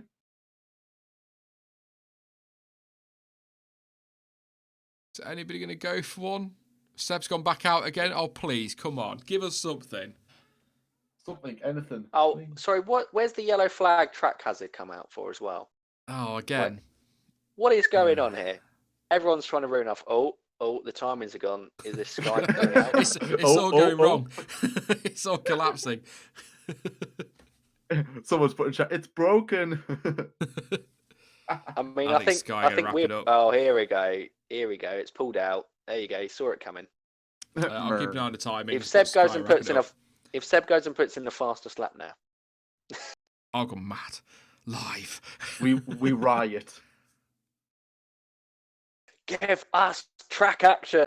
What? You mean 6 hours haven't been enough? Nope. Exactly. I mean, I said it yesterday that I know that there's a minute and a half to go. And it is only a minute and a half, so we're not really losing any action. But also, from the other side, it is only a minute and a half. So why can't they just stay live for another minute and a half? Do you know what I mean? It's not going to hurt. But I mean, Sean does, so why can't they? Yeah, I'll end the stream. Yeah, Bye. exactly. Whack.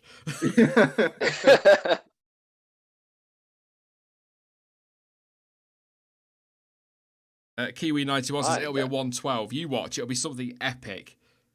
I'll be mad. I mean, I mean, a 112 would have been set. Oh, I think he's just come back into the pit. I don't know if this is live though. Oh. Is this no? He's. I don't really know what's just happened there. I've never liked Another Seb. practice start. Oh God! There Yeah. you go. Dislikes. Here we come. On a such of likes and whatnot, please do drop a like. We're coming to the end of the stream now. I will stay live for the extra 30 seconds and tell you that on the timing screens, nothing's happening. Mango says It's they're the teasing. excitement you all need. They're teasing us for tomorrow. 5 minutes to go tomorrow. They're all going to go stick the C5s on and surprise us. You'll see. Yeah. Well, they played their F1 outro music for the full 30 seconds that were left of the stream. What does it matter? Come on. Oh, well. Take my headphones off now. Yeah, that's it. It's gone. Oh. All over. Nothing from Seb. 57.4 in the first sector. But yeah, can he complete this lap now? I think he can. Or I can change my lights to red, can't I? There we go. End. Love it. It's the little things in life. I'm just having a quick look before we disappear, guys. Just have a look and see if there's anything going on out there. Ralph says 1,351 watching, only 413 likes. Come on, man. Yeah, drop a couple of likes before you go. Only takes a second, really helps the channel out and all that. Don't forget to subscribe if you're new. Back in the morning with the old Bear of Chain. Stuart, 8:30. Well, it depends if you finish watching what I want to watch. 8:30 till 12. And then I've got Aldas, 1:30 until 5 for the final day of pre-season testing. And then 2 weeks on Friday, it's practice for Melbourne. Yay! That sounds good. That sounds Dances good like a to see. kid. It's ridiculous. I get so excited, and then I stay up to watch FP1, and I'm like, oh, F1's back. And then about 45 minutes in, I'm like, God, practice is boring. I ain't getting up for FP2. I do it every year.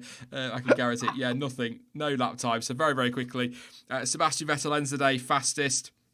1:16.8, 145 laps. Pierre Gasly second on a 1:17.0, 139 laps. Lance Stroll, 1:17.1, 130 laps for him. Nicholas Latifi, 160 laps in the end. That's good recovery for Williams. 1:17.3, Lando Norris, 113 laps. 1:17.5, 1:17.7 for Max Verstappen, 31 laps.